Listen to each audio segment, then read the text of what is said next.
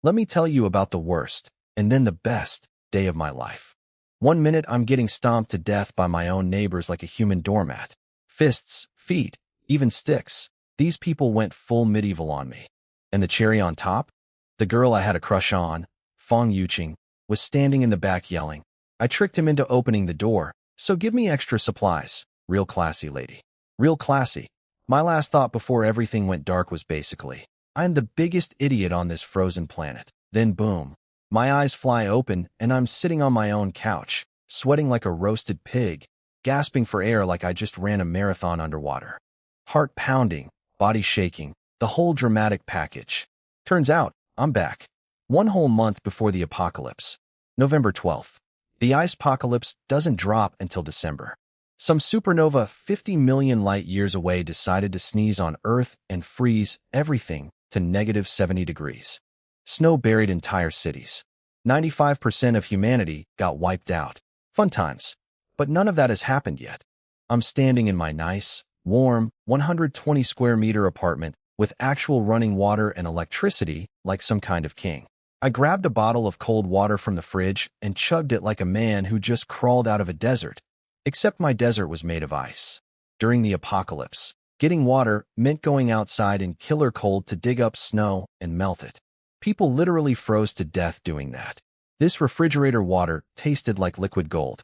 My brain immediately switched to survival planning mode. I've got about 2 million yuan in savings. Sounds decent, right? Wrong. When the world ends, money becomes fancy toilet paper. I need supplies, mountains of them, food, gear, entertainment, weapons. A man cannot survive the end of the world on rice and sadness alone. Then something wild happened. A little white light popped up in front of my eye.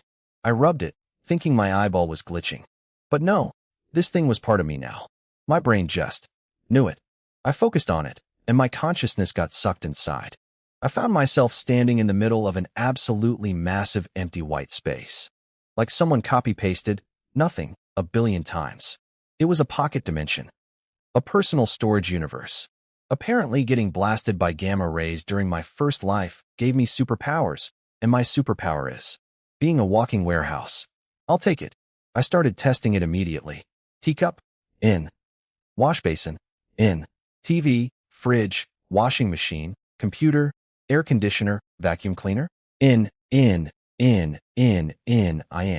This space was eating everything I threw at it like a hungry black hole with zero table manners. And I could pull stuff back out just by thinking about it. The only rule was I couldn't rip things apart, like trying to peel up a floor tile didn't work. The space has standards, apparently. That's when the genius plan hit me. My job? I'm a supervisor at the Walmart South China Regional Warehouse. This isn't some cute little stockroom. This monster is 1,500 meters long, 720 meters wide, over 1 million square meters of pure consumer paradise. The Walmart CEO once called it the 8th wonder of the world. It holds enough supplies to feed millions of people for a week. If I cleaned that place out and dumped everything into my pocket dimension, I wouldn't just survive the apocalypse. I'd be living like a 5-star resort guest for 10 lifetimes. And Walmart has quality control, so we're talking brand name everything. No knockoff instant noodles for this guy. I know every shelf, every security camera, every staff schedule in that building. Emptying it would be a piece of cake. My stomach growled and snapped me out of my evil genius moment. I looked at the takeout on my table, some sad little braised chicken rice, and laughed. 1 month until the world freezes over. I've got 2 million yuan that's about to become worthless. And I'm sitting here debating whether to eat cheap takeout? Absolutely not. That money is getting spent on the fanciest meals this city has to offer. Every single day. I tossed the takeout aside, grabbed my jacket, and headed out to find the most expensive restaurant I'd never had the guts to walk into before. The apocalypse can wait, dinner cannot. I stepped outside my apartment, and the world looked absolutely adorable. Parents playing with their kids, everyone smiling, birds probably singing somewhere, the whole Disney movie package. Too bad I knew that in 30 days, all of this was going to turn into a frozen nightmare. Enjoy it while it lasts, people. My feet carried me straight to a Michelin 3-star restaurant near my neighborhood. This place used to intimidate my wallet so badly that I'd speed walk past it with my eyes on the ground. Not today. Today, I'm a dead man walking. Well, a formerly dead man walking, and I deserve a feast.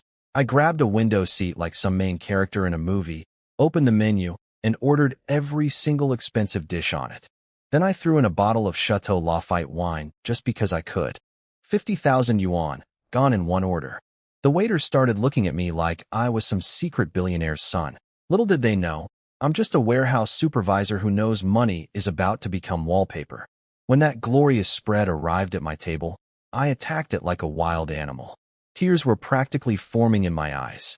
After surviving a frozen apocalypse where people would literally kneel and beg for a pack of instant noodles, eating Michelin-star food felt like a religious experience.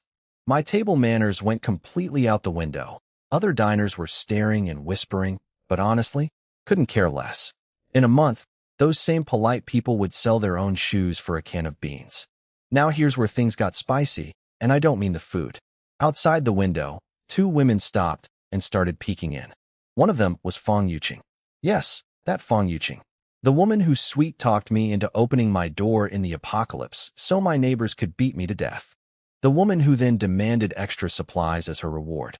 My personal angel of death, currently strutting around in Gucci heels with an LV bag on her arm. Her bestie Lin Caning was right beside her, and together they spotted me through the glass like two hungry cats spotting a fish in a bowl. I could practically see the calculator turning on behind their eyes. Wait, Zhang Yi can afford this place. Apparently, they immediately decided I must be a secret rich kid pretending to be normal to find true love. Like some drama on TV. These two really wrote an entire fanfiction about my hidden fortune right there on the sidewalk.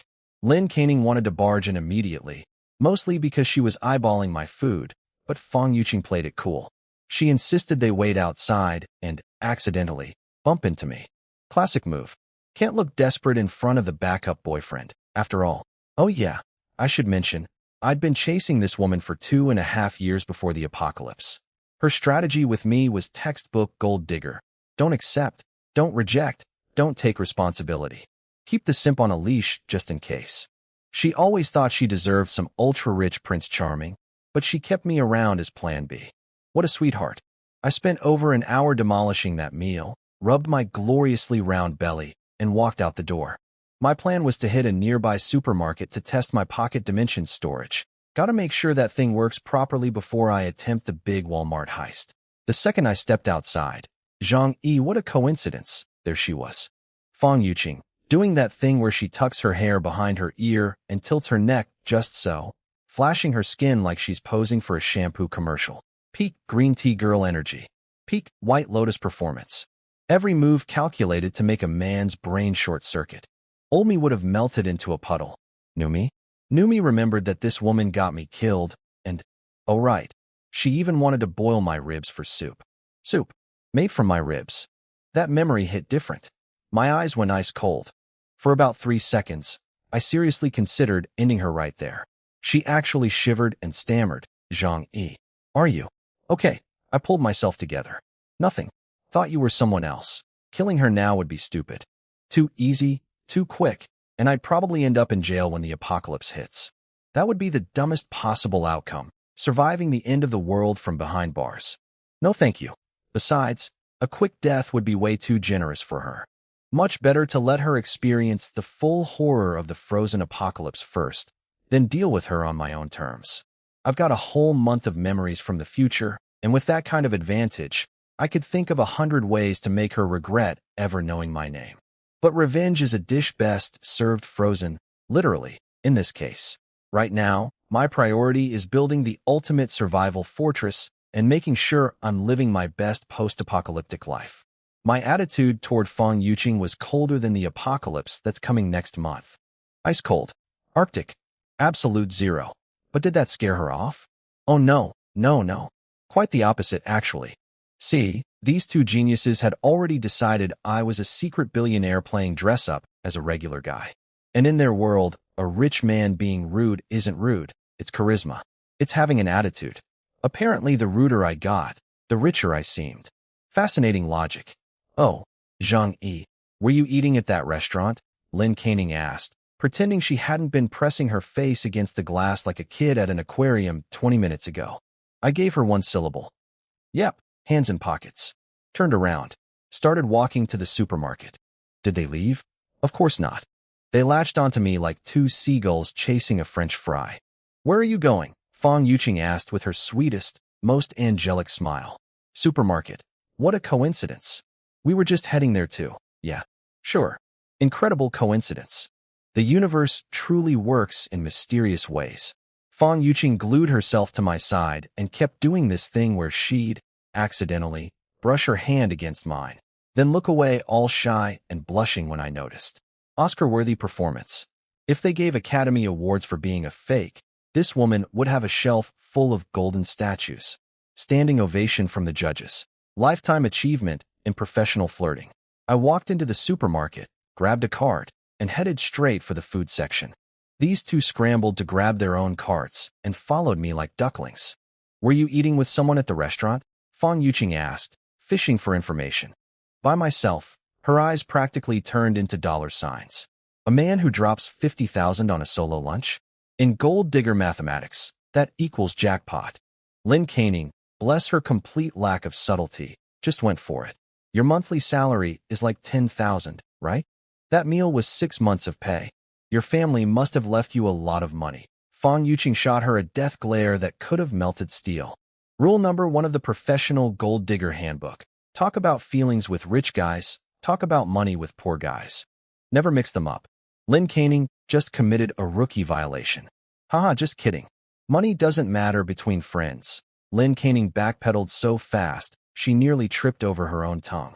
I ignored them both completely and started loading up my cart like a man possessed.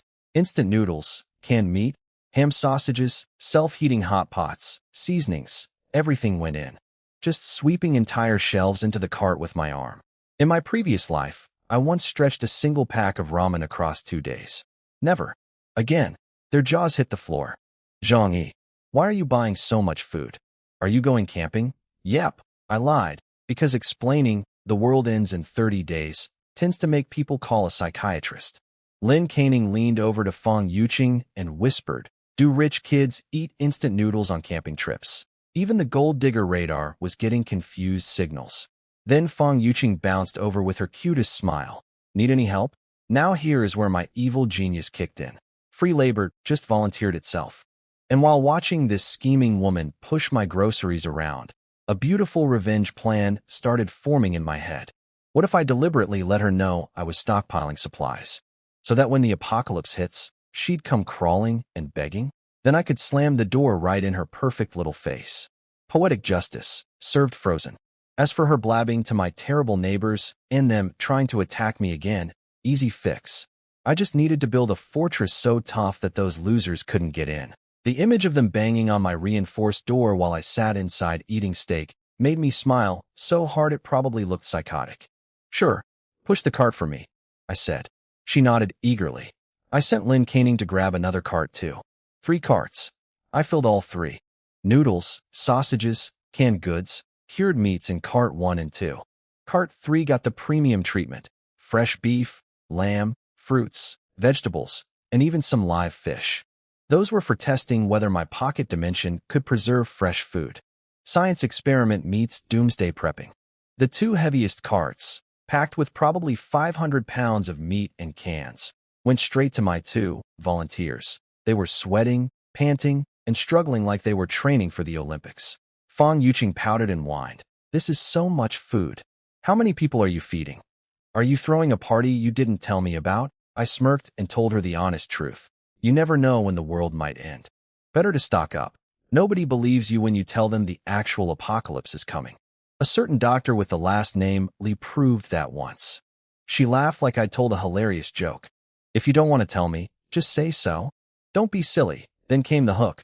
But since I helped you so much today, you have to treat me to dinner later, okay? The look in her eyes was screaming. Michelin 3 stars, please. I gave her my best casual smile. Sure. I'm pretty busy right now, though. How about next month? Next month. When the sky is falling and the temperature is -70. Dinner reservation denied. Deal, she said, absolutely thrilled. Lin Caning jumped in immediately. Me too, me too. Fong Yuqing glared at her again, but Lin Caning had already activated her. I didn't see that superpower. I paid for everything at the register, over 10,000 yuan, without blinking. In apocalypse currency, this stuff would be worth millions. People would literally fight to the death over a single can of Spam. Best investment I ever made. The supermarket lent me the carts since I bought so much, and I put my 2 free interns to work pushing all 3 carts back to my apartment complex. They complained the whole way, but the second I reminded them about the future dinner, they suddenly found the strength of Olympic weightlifters. 3 overloaded shopping carts. 2 sweaty gold diggers doing manual labor. 1 extremely satisfied doomsday prepper walking behind them with his hands in his pockets. Best shopping trip of my life. 3 shopping carts full of supplies rolling through the neighborhood. Yeah, that turned some heads. Every nosy neighbor within a half-mile radius suddenly developed Superman-level vision. People were whispering, pointing, probably already drafting group chat messages about me. Did I care? Not even a little bit. My whole revenge plan actually required these people to know I had stuff. Picture this. The apocalypse hits. They're freezing and starving. They remember Zhang Yi has food. They come banging on my door. And my door is made of military-grade steel. Chef's kiss. The look on their faces would be worth more than everything in those carts. Of course, this plan only works if I can turn my apartment into an unbreakable fortress. Plan B is running off to the middle of nowhere and building an underground bunker. But Plan A is so much more satisfying. Right on cue, trouble arrived in the form of Grandma Lin, the self-appointed queen of our apartment complex. This woman works at the building committee and acts like she's the president of a small country. Her entire personality is, give me free stuff. She came waddling over with her grandson, Little Tiger, eyes already locked onto my groceries like a heat-seeking missile. Oh, little Zhang, that's so much stuff. Must be from your warehouse, right? Why don't you share some with your neighbors? Share. Share. This woman wanted me to share. In my previous life, I actually helped her. And when the mob came to beat me to death, Grandma Lin wasn't just watching from the sidelines. She was more energetic than the young guys doing the stomping. Grandma got cardio that day. Before I could even respond, her little demon grandson had already climbed onto one of my carts and grabbed a box of imported chocolates worth over 200 yuan. This kid had the eyes of a professional thief, went straight for the expensive stuff. I snatched it right out of his grubby little hands. These are mine. Go buy your own. Grandma Lin's face went through 17 shades of angry.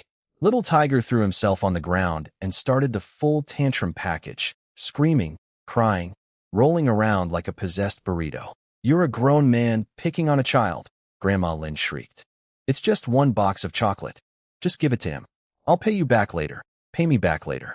In a world with instant mobile payment, she could literally scan a QR code right now. Later means never in Grandma Lin language. I've cracked the code, lady. I said no. Want chocolate? The supermarket is that way. I grabbed my crew and walked off. Behind me, Grandma Lin was screaming insults loud enough to register on earthquake sensors. Didn't hear a word. My ears have a built-in filter now, blocks out all sounds from people who are going to be dead within 2 weeks of the apocalypse. Her son and daughter-in-law work in another city. She barely buys groceries for 1 day at a time. Once the freeze hits, she and Little Tiger are running out of food faster than anyone. Without my help this time around, 10 days would be a miracle for them. Harsh. Maybe. But I already died once being nice. That position has been permanently filled and the office is closed. Back at my apartment, Feng Yuqing gave me one last flirty wink. Don't forget about that dinner. My stomach did a backflip. From nausea? I mumbled something non-committal and shooed both women out before they could start snooping around for evidence of my secret fortune. Door closed. Finally alone. I opened my pocket dimension and tossed everything inside. Time to see how this magic storage space handles overnight preservation. That night, I sat down with a pen and paper and became the world's most intense planner. 3 hours of pure apocalypse preparation strategy. Food. Easy. Daily shopping plus the big Walmart warehouse heist. But the warehouse job needs to happen just days before the apocalypse to avoid getting caught and spending doomsday in prison. Check. Heating. Electricity dies fast after the freeze. Solution. Install a fireplace, old-school European style. Also need to renovate the whole apartment with insulation layers. Check. Security. Turn my apartment into an impenetrable steel fortress. Thick steel plates, alloy reinforcement, blast-resistant everything. There are security companies in the city that build this kind of thing for rich people. Some billionaire overseas once built a bunker that could survive a small nuclear weapon. That's the energy I need. Check. Medicine. Walmart warehouse has basic stuff for colds and fevers, but I need serious supplies. The Ice Age could last decades. Lucky for me, I know some people who work in hospital warehouses. With enough money, I can get anything. Check. Weapons. Machetes, crowbars, axes, easy to find. Crossbows and compound bows, I've got connections. But what I really want is, well, let's just say American-style home defense equipment. That requires black market connections. Going abroad to buy isn't practical, no time, no foreign permits. This one needs more thinking. Half check. 3 hours later, I took a glorious hot shower, another luxury that's about to become extinct, and passed out in my warm, comfortable bed. The night was rough. Nightmares kept dragging me back to the frozen hellscape. Every time I jolted awake and felt my warm blanket, the relief was like winning the lottery all over again. Morning came. Made breakfast. Then the moment of truth, checking the pocket dimension. The meat looked perfect, but the real test was the fruits and vegetables. Normally, they'd start wilting overnight. I pulled them out and, fresh, like I just picked them up from the store 5 minutes ago. Not a single leaf drooped. Not one berry softened. Time inside my pocket dimension was either moving incredibly slowly or completely frozen. This was massive news. I could store literally anything without it ever going bad. The fish, though dead, still perfectly preserved, no rotting, but definitely dead. Living things can't survive in there. Scratch the idea of moving into my pocket dimension as a luxury apartment. It's a storage unit, not a penthouse. Fair enough. But wait, if fresh food stays fresh forever in there? What about cooked food? My own cooking is fine, but after eating nothing but my own meals for years, I'd go insane. What I needed was restaurant-quality food, preserved forever in my magical freezer that isn't a freezer. I picked up my phone and called Hong Fu Tianxia, the biggest 5-star hotel in the city, famous for their incredible food. Hello, Hong Fu Grand Hotel. How may I help you? Hi. I'm hosting a huge banquet. 3 days and 3 nights of continuous feasting. I need to order 500 tables of food. Dead silence on the other end. 500 tables. At a 5-star hotel. Minimum 3 to 4,000 yuan per table. That's over 1 million yuan in food. The person on the phone probably dropped their headset. Please hold, sir. I need to get my manager. A new voice came on the line. Good day, sir. I'm Chen Dingfang, the hotel manager. May I ask who I'm speaking with? And just like that, Zhang Yi, former warehouse supervisor, current time-traveling doomsday prepper, was about to become the 5-star hotel's favorite customer of all time. My name is Zhang Yi, and I want 500 tables of banquet food. Can you do it or not? The hotel manager nearly choked. 500 tables. In their entire history, nobody had ever walked in with an order this insane. But money talks, and a multi-million yuan order SCREMS. Mr. Zhang, that'll be over 1 million yuan. We'll need a deposit of 200,000 up front. Send me the account number. I transferred 200,000 yuan like I was buying a pack of gum. Didn't even blink. On their end, I could practically hear the entire hotel erupting into chaos. Cancel all other orders. Call the suppliers. Move, move, move. The whale has arrived. After hanging up, reality hit me right in the wallet. My parents' inheritance plus my own savings totaled about 2 million yuan. Half of that just evaporated on fancy hotel food. My heart twinged a little. But then I reminded myself, in 30 days, money becomes arts and crafts material. Every yuan I don't spend is a yuan wasted. Most people will be sitting on piles of cash that can't buy them a single crumb. At least MY money is turning into 500 tables of delicious, pocket dimension preserved gourmet meals. But I still needed more money. Renovations, medicine, weapons. My apocalypse shopping list was expensive. Then I looked at my apartment. 120 square meters in the central ring of Tianhai City. Built 10 years ago. Current market price, over 40,000 per square meter. Total value, more than 5 million yuan. Just sitting there. Being an asset. Mortgage loan. Obviously, I grin like a villain in a cartoon. Borrow against the house, get millions, never pay it back because civilization ends. This is the greatest financial hack in human history. Banks hate this one weird trick. It's called the apocalypse. I jumped in my car and drove straight to the bank. On the way, my phone buzzed. Fong Yuqing, Zhang Yi, the weekend is so boring. I really wish someone would take me out. I glanced at it and tossed the phone aside like it was a used napkin. At the bank, everything went surprisingly smooth. My documents were solid, the house was fully paid off, and the loan officers practically tripped over themselves processing my application. They approved 4 million yuan. Not the full value. But hey, free money is free money. I'm not about to argue with the people handing me cash I'll never return. Sign the papers. Money hit my account. Beautiful. Quick mental math. Spent a bit over 1 million on hotel food. Still had roughly 5 million left. Enough to renovate my fortress apartment, probably. But medicine stockpiles and weapons? That budget was looking tight. I was standing outside the bank, chin in hand, deep in my, how do I get more apocalypse funding? Thinking pose, when some guy with bleached yellow hair sidled up to me. Hey bro, need some cash? I looked up. Who are you? Yellow hair leaned in with a sly grin. Let me guess, you need money, and the bank won't give you enough? Oh, I knew exactly what this guy was. A loan shark. A high-interest predatory lender. The kind of person normal humans run away from screaming. But I am not a normal human. I am a time-traveling doomsday prepper who will never have to repay anything. I put on my best, desperate businessman face. Deep sigh, worried eyes, the whole performance. Yeah, my family business needs emergency funding. The bank won't cooperate.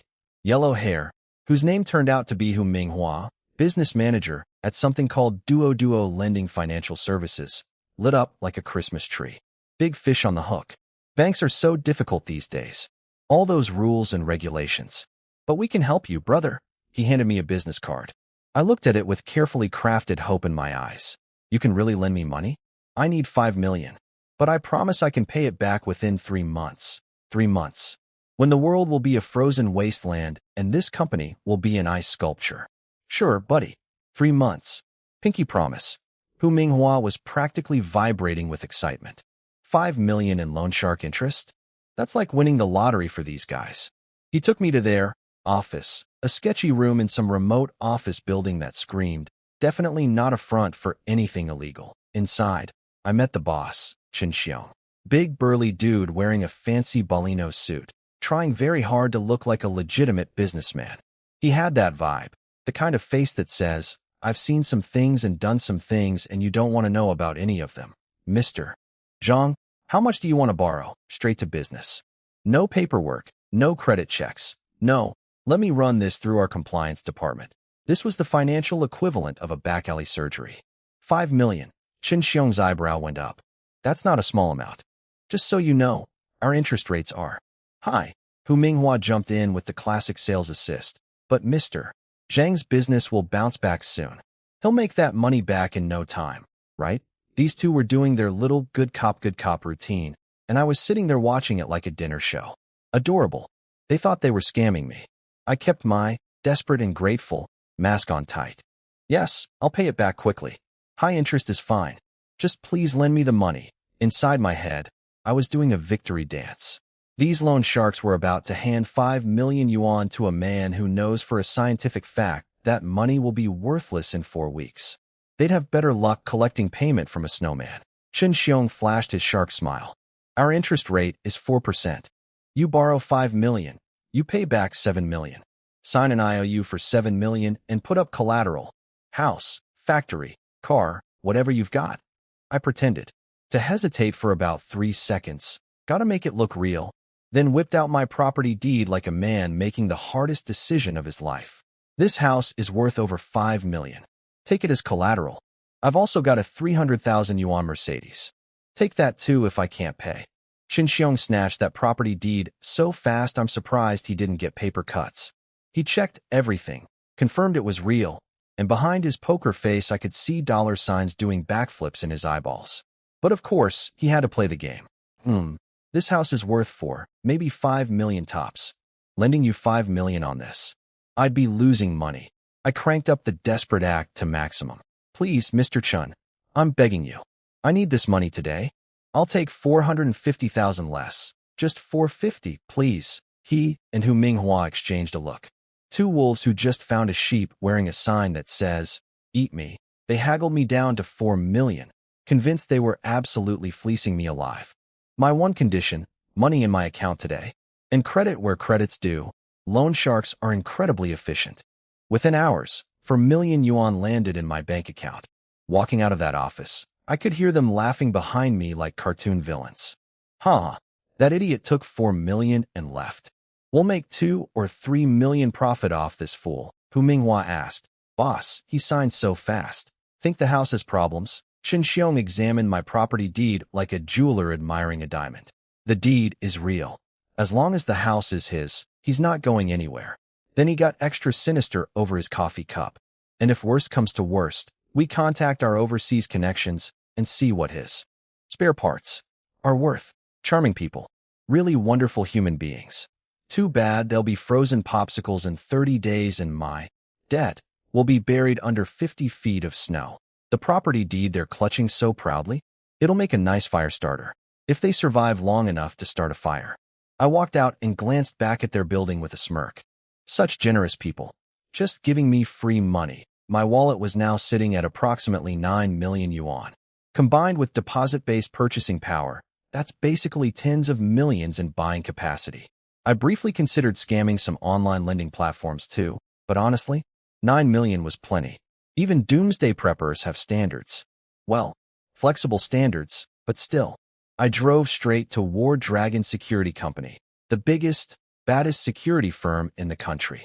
These guys provide protection for billionaires, celebrities, even some government officials. I came here because in my previous life, I'd heard they built a safe house worth $1 billion for some real estate tycoon's son. That rich kid apparently lived through the apocalypse in total luxury, all thanks to War Dragon's engineering. The front desk heard, safe house, and immediately escorted me to a private lounge with freshly ground coffee. Fancy. Then in walked Wu Huiran, the business department manager. This man was built like a refrigerator wearing a suit. Buzz cut, black suit stretched to its absolute limit across shoulders wide enough to land a helicopter on.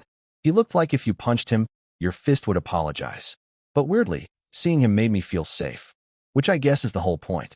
How can we help you, sir? I need you to build me a safe house. The kind that can survive the end of the world. Maximum security level. Most people hearing this would laugh. War Dragon did not laugh. Because apparently, the richest and most powerful people on the planet are also the most paranoid. Billionaires worldwide have been spending hundreds of millions building apocalypse bunkers for years. Some are genuinely afraid of natural disasters. Others just have too many enemies and want to sleep without one eye open. War Dragon's Doomsday Safe House division was created specifically for this market. Wu Huiran's eyes lit up. Big-ticket orders like this were rare, even for them. Mr. Zhang, we're world-class. Whatever you need, we can deliver. Great. Can you convert an apartment on the 24th floor into a full safe house? He blinked. Normally these jobs are in standalone mansions or underground bunkers. Nobody builds a doomsday fortress inside an apartment building. I'm basically asking them to turn a condo into a military base. But the customer is king. Absolutely no problem. We're War Dragon. We can do anything. He handed me a tablet with their full-service catalog and pricing.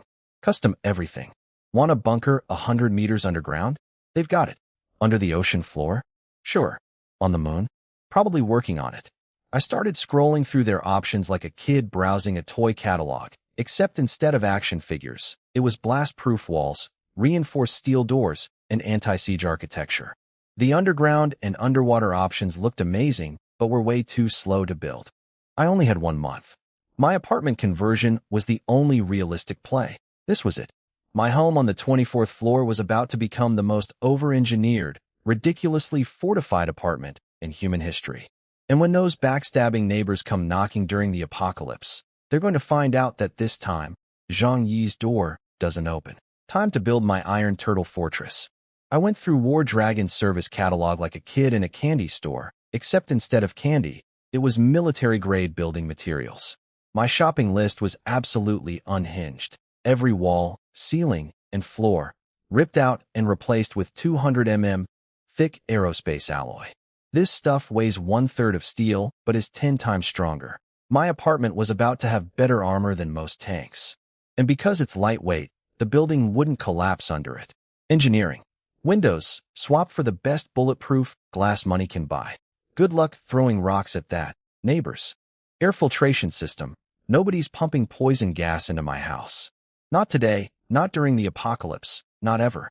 Full surveillance cameras. Every angle, zero blind spots. I'll see you coming before you even decide to come. Front door, replaced with the same material they use for bank vaults. You could strap dynamite to it, and it would basically yawn. I handed the tablet back to Wu Huiren. His eyes nearly popped out of his skull. For a 120 square meter apartment. This is basically a fortress, music to my ears. Then something clicked in my brain. You seem to know a lot about fortresses? Wu Huiren chuckled. I used to be a mercenary overseas. Military hardware is my thing, a mercenary. Sitting right in front of me. My mouth moved before my brain could stop it. Can you get me guns? His face went from casual to dead serious in half a second. Private gun ownership is very much illegal here. He got quiet and asked if I was in trouble with dangerous people. I grabbed that excuse like a life raft. Yes, exactly. Very dangerous people. They have weapons. I need to defend myself. Can't just sit in my iron box waiting to get shot. Wu Huiren smiled politely. Mr. Zhang, we're a legitimate company. I can't help with that. But his eyes told a different story. This man absolutely had connections. He just didn't want to get his hands dirty for some random customer. I played my card. This safe house project is costing over 8 million yuan. If something happens to me afterward, that's bad publicity for your company too. Help me out, and I'll make it worth your while. He went quiet. Thinking. Weighing. The gears were turning behind that buzz-cut skull. Go home for now. I can't promise anything, but I'll ask around. If something comes up, I'll contact you. Not a yes, but definitely not a no. I'll take it. No point pushing too hard. Guns require delicate negotiations. I signed the safe house contract on the spot and dropped another 1 million yuan as a deposit. The remaining balance? That payment is scheduled for approximately never. The apocalypse doesn't accept invoices. Wu Huiren promised the whole project would be done within 2 weeks. Perfect timing. Housing situation. Handled. Next mission. Weapons I could actually get right now. I called up Liu Yang, a buddy who runs a hunting range on the West Mountains. Hundreds of acres of land, cute harmless animals running around, rich people paying to play hunter. The man had a legal arsenal of crossbows, compound bows, and air rifles. Zhang bro, what do you need all this equipment for? These are for hunting only. You can't go hurting people with them. Relax. I'm going to Africa with some friends to hunt at a wildlife safari. Need to stock up. Ooh, fancy. Watch out for lions though, yeah? How fast can you get it ready? I've got everything in stock. Come pick it up whenever. I drove to that hunting range so fast my tires probably filed a complaint. Loaded up the car with 5 steel crossbows, 3 high-end compound bows, 300 arrows for each type, and 2 Damascus steel hunting knives. These knives were the real deal. So sharp and tough they'd survive anything short of chopping concrete for a year straight. Perfect for self-defense. Definitely just self-defense. My entire trunk was packed like a weapons depot. Looking at that pile of sharp, pointy death tools gave me a warm, fuzzy feeling inside. Safety at last. Everything was purchased through legal channels, and I even had a hunting license from back when I used to go for fun. No police problems. Clean and smooth. Got home by sunset. But the day wasn't over yet. My stomach had opinions. I went to Haidaleo, the most famous hot pot chain in the country, and destroyed an entire meal by myself. The broth, the meat, the sauces. Glorious. Then a terrifying thought hit me. After the apocalypse, I'll have to make my own hot pot. Forever. With no restaurant-quality soup base. Unacceptable. I called over the manager. I'd like to order 10,000 packs of hot pot soup base. The server's face went completely blank. Like someone had pressed the factory reset button on their brain. For a moment, I think they genuinely believed I was a spy from a rival restaurant sent to cause chaos. The manager came over, gave me a suspicious interrogation, but eventually agreed to take the order, on one condition, cash payment up front. They were still half convinced I was a corporate saboteur. I paid over 1 million yuan on the spot without flinching. The manager's suspicion evaporated and was instantly replaced by the biggest, most money-loving smile I've ever seen. He even threw in 500 extra packs for free. 10,500 packs of Haidaleo soup base. That's roughly one hot pot meal every 3 days for 86 years. The apocalypse can freeze the entire planet. It can bury cities under snow. It can end civilization as we know it. But it will not take away my hot pot. I left my address with Heda Leo so they could deliver 10,000 packs of hot pot base later. See, the restaurant stuff tastes way better than anything you buy in stores. That's the whole reason people eat at restaurants. If the packaged version tasted the same, nobody would bother going out. So yeah, I needed the real deal. On my way home, the five-star hotel manager called. Mr. Zhang, your 500 tables are ready. When would you like delivery? Bring him over. But then I got thinking, 500 tables of one restaurant's food. What about variety? Am I going to eat the same cuisine for years? Absolutely not. I picked up my phone and started calling every major restaurant in the city. All 8 traditional cuisine styles plus Western food. 100 tables from each. Thousands of tables total. I basically pre-ordered my meals for the next half of my life in a single car ride. Then the circus arrived. 20 to 30 delivery trucks from Hongfu Grand Hotel rolled up to my apartment complex like a presidential motorcade. They completely blocked the road. Every single person in the neighborhood came outside with their jaws on the floor. Old Uncle Yu, the security guard, rushed over and blocked the convoy. What is all this? What's in these trucks? I can't just let you in, the hotel manager explained, but Uncle Yu insisted on seeing the actual resident first. Fair enough. 30 mysterious trucks showing up does look like an invasion. I went downstairs. The entire neighborhood had gathered at the gate like it was a concert. My neighbors, random bystanders, and of course, Fang Yuqing and Lin Caning, who apparently have built-in radar that detects any activity involving my money. Uncle Yu, it's all for me. Let them through. His face was priceless. Food delivery?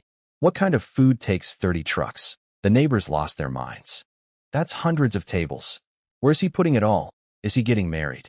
That's insane, even for a wedding. That's Hongfu Grand Hotel. 5 stars. Hundreds of tables from their costs over $1 million. Zhang Yi is secretly loaded. Everyone was staring at me like I was a celebrity. Fear, respect, confusion, the full buffet of emotions. Fang Yuqing practically sprinted over, eyes sparkling. Zhang Yi, what's going on at home?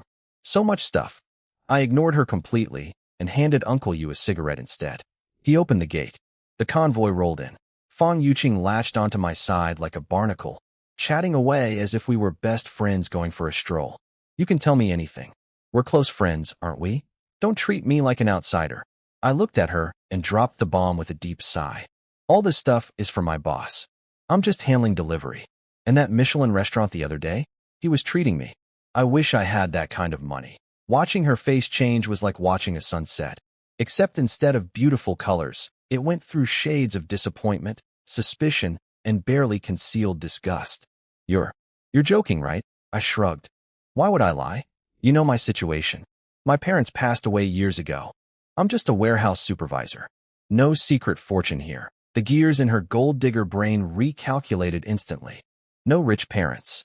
No family business. Just a regular guy running errands for his boss. The hidden billionaire. Fantasy crumbled like a sandcastle. She quietly stepped back from me. Hair tuck. Polite smile activated. Well, rich or not, we're still the best of friends, right?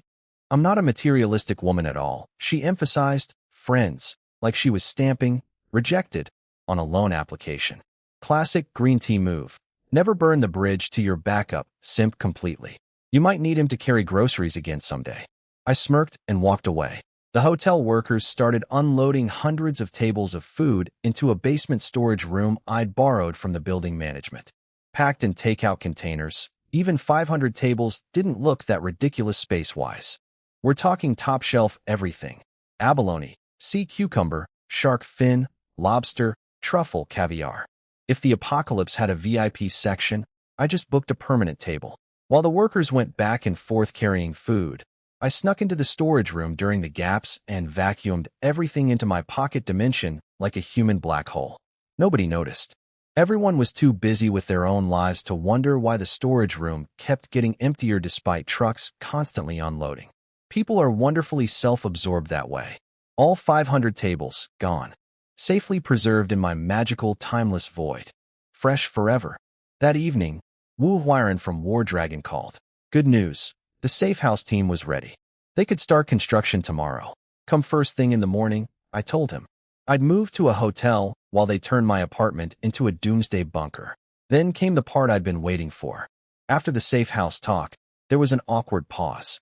Wu Huiren knew what I really wanted to discuss. After a long hesitation, he lowered his voice. If you truly need that kind of equipment, I might know someone. But the price won't be cheap. I didn't care about price. Money was burning a hole in my pocket that had exactly 29 days left before the pocket ceased to exist. Money's not a problem. Just make sure the quality is good. All right then. I'll set up a meeting. 3 days. I'll send you the location. 3 days until I get the great equalizer. The ultimate self-defense tool. The thing that makes every human exactly the same height. My apocalypse shopping list was coming together beautifully. Gourmet food from every cuisine on the planet. Check. Military-grade fortress apartment. In progress. Crossbows and hunting knives. In the trunk. And soon, the final piece of the puzzle. Zhang Yi's doomsday preparation status. Ahead of schedule and under budget. Well, way over budget actually. But who's counting when the bank is about to become an igloo? The gun situation was handled. One less thing on my apocalypse to-do list. Honestly, my stress levels were dropping faster than the temperature will be next month. Next morning, I packed up everything important from my apartment into my pocket dimension. The place was about to become a construction zone, so I'd be living in a hotel for a while. Tough life. Right on schedule, 3 black vans from War Dragon Security rolled into the neighborhood. A whole crew of workers piled out and started measuring my apartment like they were fitting me for the world's most aggressive suit. Tape measures, laser tools, tablets, the works. My neighbors, naturally, had opinions. What is wrong with Zhang Yi lately? He's lost his mind. I saw him buy 3 shopping carts of food the other day. Huh? Does he think the world is ending? All that food's gonna expire and go to waste. Maybe he's having a mental breakdown. Everyone decided I was the neighborhood crazy person. The local entertainment. Zhang Yi, the man who thinks the apocalypse is coming. Hilarious. Real knee slapper. Write that joke down, folks. You'll need the laughs when you're eating your own shoe leather in December. Even my 2 favorite gold diggers had turned on me. Lin Canning had her big breakthrough moment. OH, I get it now. That's why he was eating at that Michelin restaurant. He's gone crazy. Fang Yuqing was just angry. The memory of pushing those heavy carts while her feet were killing her. All for a lunatic who wasn't even rich, was eating her alive. What is Zhang Yi even doing with his life? Lin Canning, still thinking with her stomach. But he did promise us a fancy dinner. He won't forget, right? Fang Yuqing scoffed. Forget it. Look at him. He's mentally unstable. Even if he invited me, I wouldn't go. Imagine someone seeing us eating with the neighborhood weirdo. My reputation, she had rich husband hunting to do. Can't be seen dining with the local madman. Bad for the brand. Did I care? I cared so little that my level of caring had achieved absolute zero. In 1 month, they'd all understand who the real clown was. Spoiler. It's everyone who isn't building a steel fortress and stockpiling gourmet food. I drove to work at the Walmart warehouse. Monday morning, time to clock in, and more importantly, time to scout my future heist location.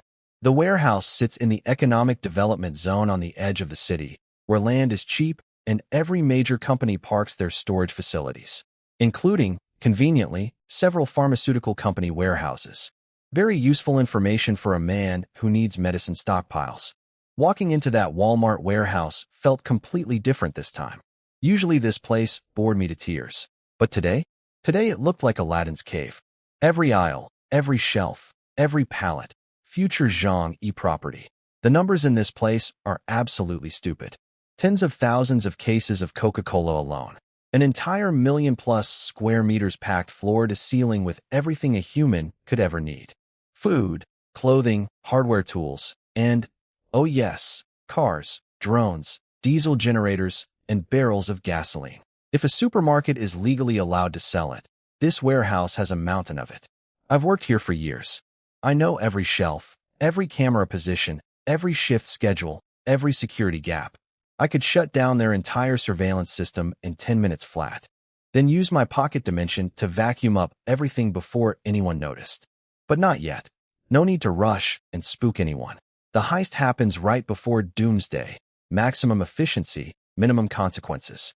I took a casual stroll through the aisles, mentally tagging everything like a kid circling items in a Christmas catalog, then headed out. Next stop, The pharmaceutical warehouse next door. Ruining medical company. I lit up a pack of premium cigarettes and went to visit my buddy Joe Hiron, one of their warehouse managers. Now, Joe Hiron was what you'd call an entrepreneurial employee. His brother-in-law was a vice president at Ruining Group, which meant Joe had been quietly liberating medications from the warehouse and selling them on the side for years. Real stand-up guy. I chatted him up, danced around the subject for a bit, then got to the point. I needed several crates of serious emergency medicine. He got suspicious at first, but then I dropped the magic words, double market price. His moral hesitation evaporated like morning dew. Amazing how that works. We settled on a deal. 5 large crates of specialty medications for 3 million yuan. Enough medicine to treat every illness I might catch for the rest of my natural life. And probably my next life too. If a normal person added up every single time they got sick from birth to death, they still wouldn't use half of what I just bought. With medicine handled, my apocalypse shopping list was essentially complete. Food, fortress, weapons, medicine, all accounted for. Working at this job for the remaining month felt absolutely pointless, so I marched into the warehouse manager's office and requested 20 days off. My excuse: a great uncle back in my hometown passed away. Family funeral. Very sad. Need time. My boss liked me. Our relationship was solid, and even though 20 days off is frankly ridiculous, he approved it without much fuss. The power of being a nice coworker for years finally paying off, in the form of 3 weeks to prepare for the end of civilization. On my way out of the manager's office, I spotted Fong Yuqing at the coffee machine. She was bent over getting her cup, doing that thing where she wiggles while standing perfectly still, like she's at a dance club instead of a break room. Pure instinct. The woman couldn't pour coffee without turning it into a performance. Sure enough, a pack of male co-workers had gathered around her like moths around a very manipulative flame. One guy named Zhou Peng was waving concert tickets in her face, grinning like an idiot, trying to invite her to some singer's show. Zhou Peng. I remembered him very clearly. Lives in my apartment complex. One of Fong Yuqing's loyal simps. And in my previous life, one of the people who helped murder me. I looked at him for a long moment, memorized his stupid smiling face, and kept walking. Enjoy the concert, buddy. Your playlist is about to get a lot shorter. There I was, watching Zhou Peng perform the world's saddest mating dance in front of Fong Yuqing at the coffee machine. The poor guy blew an entire month's salary on concert tickets, and she swatted him away like a mosquito with the classic, "Oh, I already have plans that night." Such bad timing. The disappointment on his face was almost artistic, like watching a souffle collapse in slow motion. Then this genius spotted me smirking nearby and decided, in a stroke of absolutely terrible judgment, that attacking me would somehow impress his crush. He marched over with his chest puffed out like a pigeon in a windstorm. "Zhang Yi, how dare you make a woman carry heavy things? Yuqing's been complaining about her back all day. You should be ashamed." And right on cue, Fong Yuqing launched into her Oscar performance. "Oh no, it's fine, really. It's just, my little waist is so sore." She grabbed her lower back and made a pained face that belonged in a soap opera. The woman could fake suffer like nobody's business. Zhou Peng, fully powered by simp energy, pointed his finger at me like a prosecutor in a courtroom drama. "You need to give Yuqing 500 yuan for medical treatment, right?" Now, something inside me snapped. Not in a scary way. More like a rubber band of patience that had been stretched for 2.5 years finally giving up. She volunteered to help. I didn't BG her. "And who exactly are you to be barking orders at me? You really think you're somebody?" My voice hit a volume that made the entire break room go silent. Zhou Peng's tough guy act deflated faster than a punctured balloon. His brave fingers slowly lowered. "Why are you yelling?" I was just suggesting. I turned and walked away.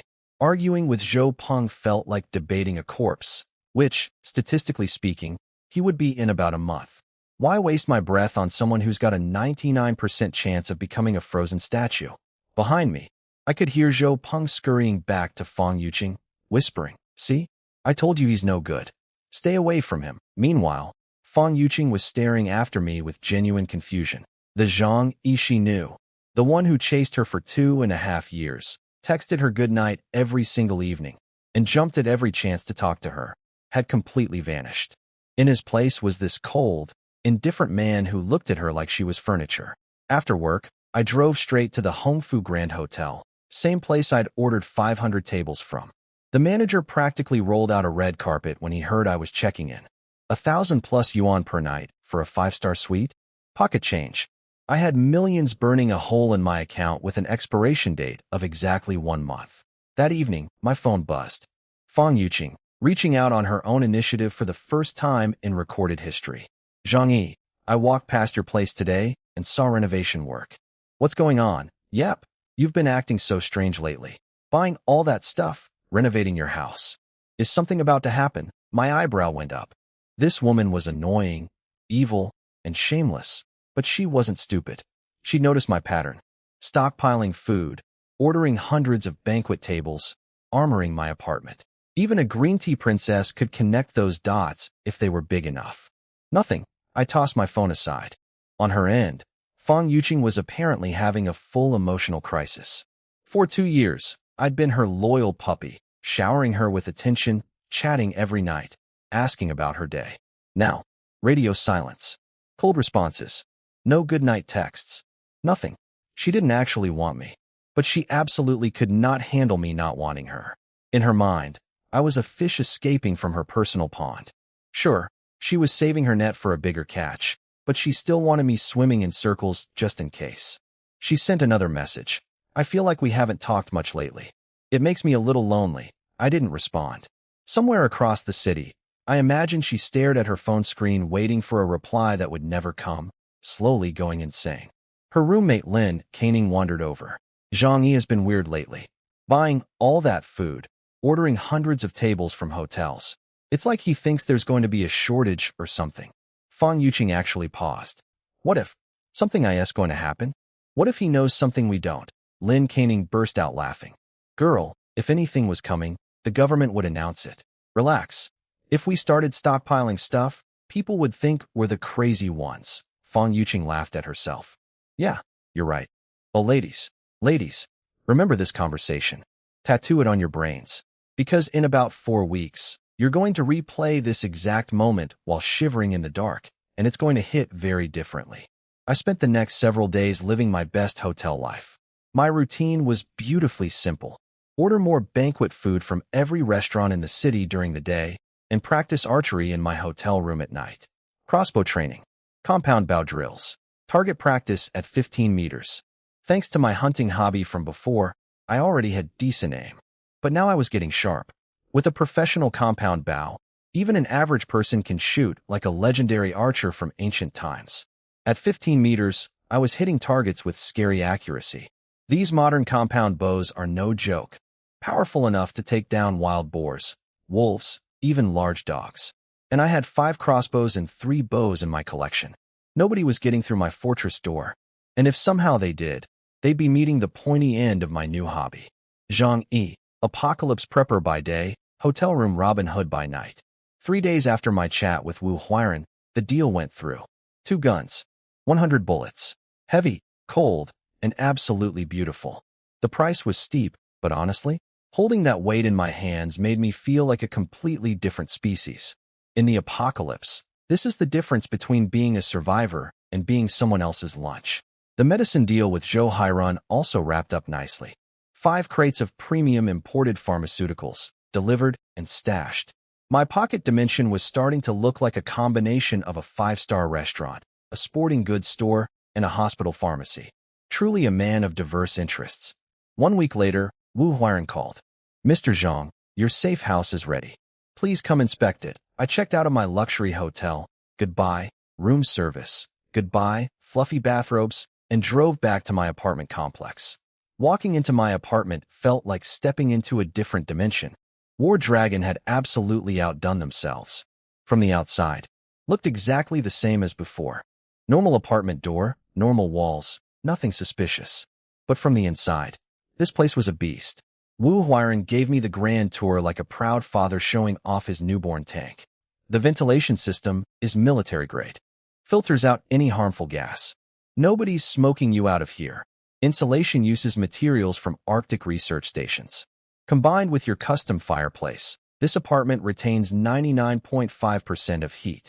You could survive inside while it's -70 outside. Then he hit me with the surprise bonus, grinning like he'd hidden a birthday present. We also installed 300 surveillance cameras throughout the entire building. Every floor, every hallway, every angle. You can monitor the whole building from your living room. 300 cameras. I can see everything. Every neighbor, every stairwell, every suspicious movement. Santa Claus has nothing on my surveillance capabilities. I see you when you're sleeping. I see you when you're awake. I see you when you're trying to break down my bank vault door with a crowbar. So be good for goodness sake. The balcony had been converted into a massive floor-to-ceiling window, bulletproof and blast-proof. Stronger than the alloy walls themselves. Perfect for daylight and for watching the frozen hellscape outside while sipping hot cocoa in my toasty fortress. I was genuinely speechless. Unless an actual military unit rolled up with heavy weapons, nobody was getting through that door. The whole building could collapse and my apartment would just sit there in the rubble like a stubborn brick, perfectly intact. I'm very satisfied, I told Wu Huiran, which is Zhang Yi 4. I'm losing my mind with joy right now. He smiled, pulled out paperwork, and asked me to sign. Please settle the remaining balance within 3 months. Absolutely. Definitely. 100%. That balance is going to the same place as my bank loan and my loan shark debt, directly into the things I will never pay because civilization ends first folder. I just white-knuckled a safe house worth nearly 10 million yuan for a deposit of 1 million. The greatest coupon deal in human history. I flopped onto my sofa, admiring my impenetrable fortress, feeling like the king of the world, when suddenly my brain went ping. Water. Water. I forgot about water. I slapped my own forehead so hard it echoed off my aerospace alloy walls. How do you prepare for the apocalypse and forget the one thing humans literally cannot survive 3 days without? Sure, I could go outside and chip ice. But outside will be negative 70 degrees and full of desperate, violent people. That's not a water collection trip. That's a suicide mission. I grabbed my phone and ordered 100 massive water storage tanks through a delivery app. 500 cubic meters of water total. Years and years of supply. Plus I'd grab mineral water from the Walmart warehouse later. Problem solved. Crisis averted. Brain forgiven. The delivery guys showed up within hours. Bless their speedy souls. And I went downstairs to meet them at the gate. Uncle Yu, the security guard, let them through, and once again, the entire neighborhood gathered to watch the Zhang Yi show. What is wrong with this guy? He bought steel plates last week, now water tanks. I heard the steel plates were like 10 centimeters thick. He's building a bunker. Does he think there's going to be a water shortage? In Tianhai City? We're next to the ocean. Ha ha ha, hilarious. Absolutely hilarious. Keep laughing, everyone. Screenshot this moment. Frame it. Hang it on your wall. Oh wait, your wall will be buried under 50 feet of snow. Uncle Yu came over, genuinely concerned. Little Zhang, what's all this for? Need help carrying anything? Something in my chest softened. Uncle Yu was good people. Retired soldier.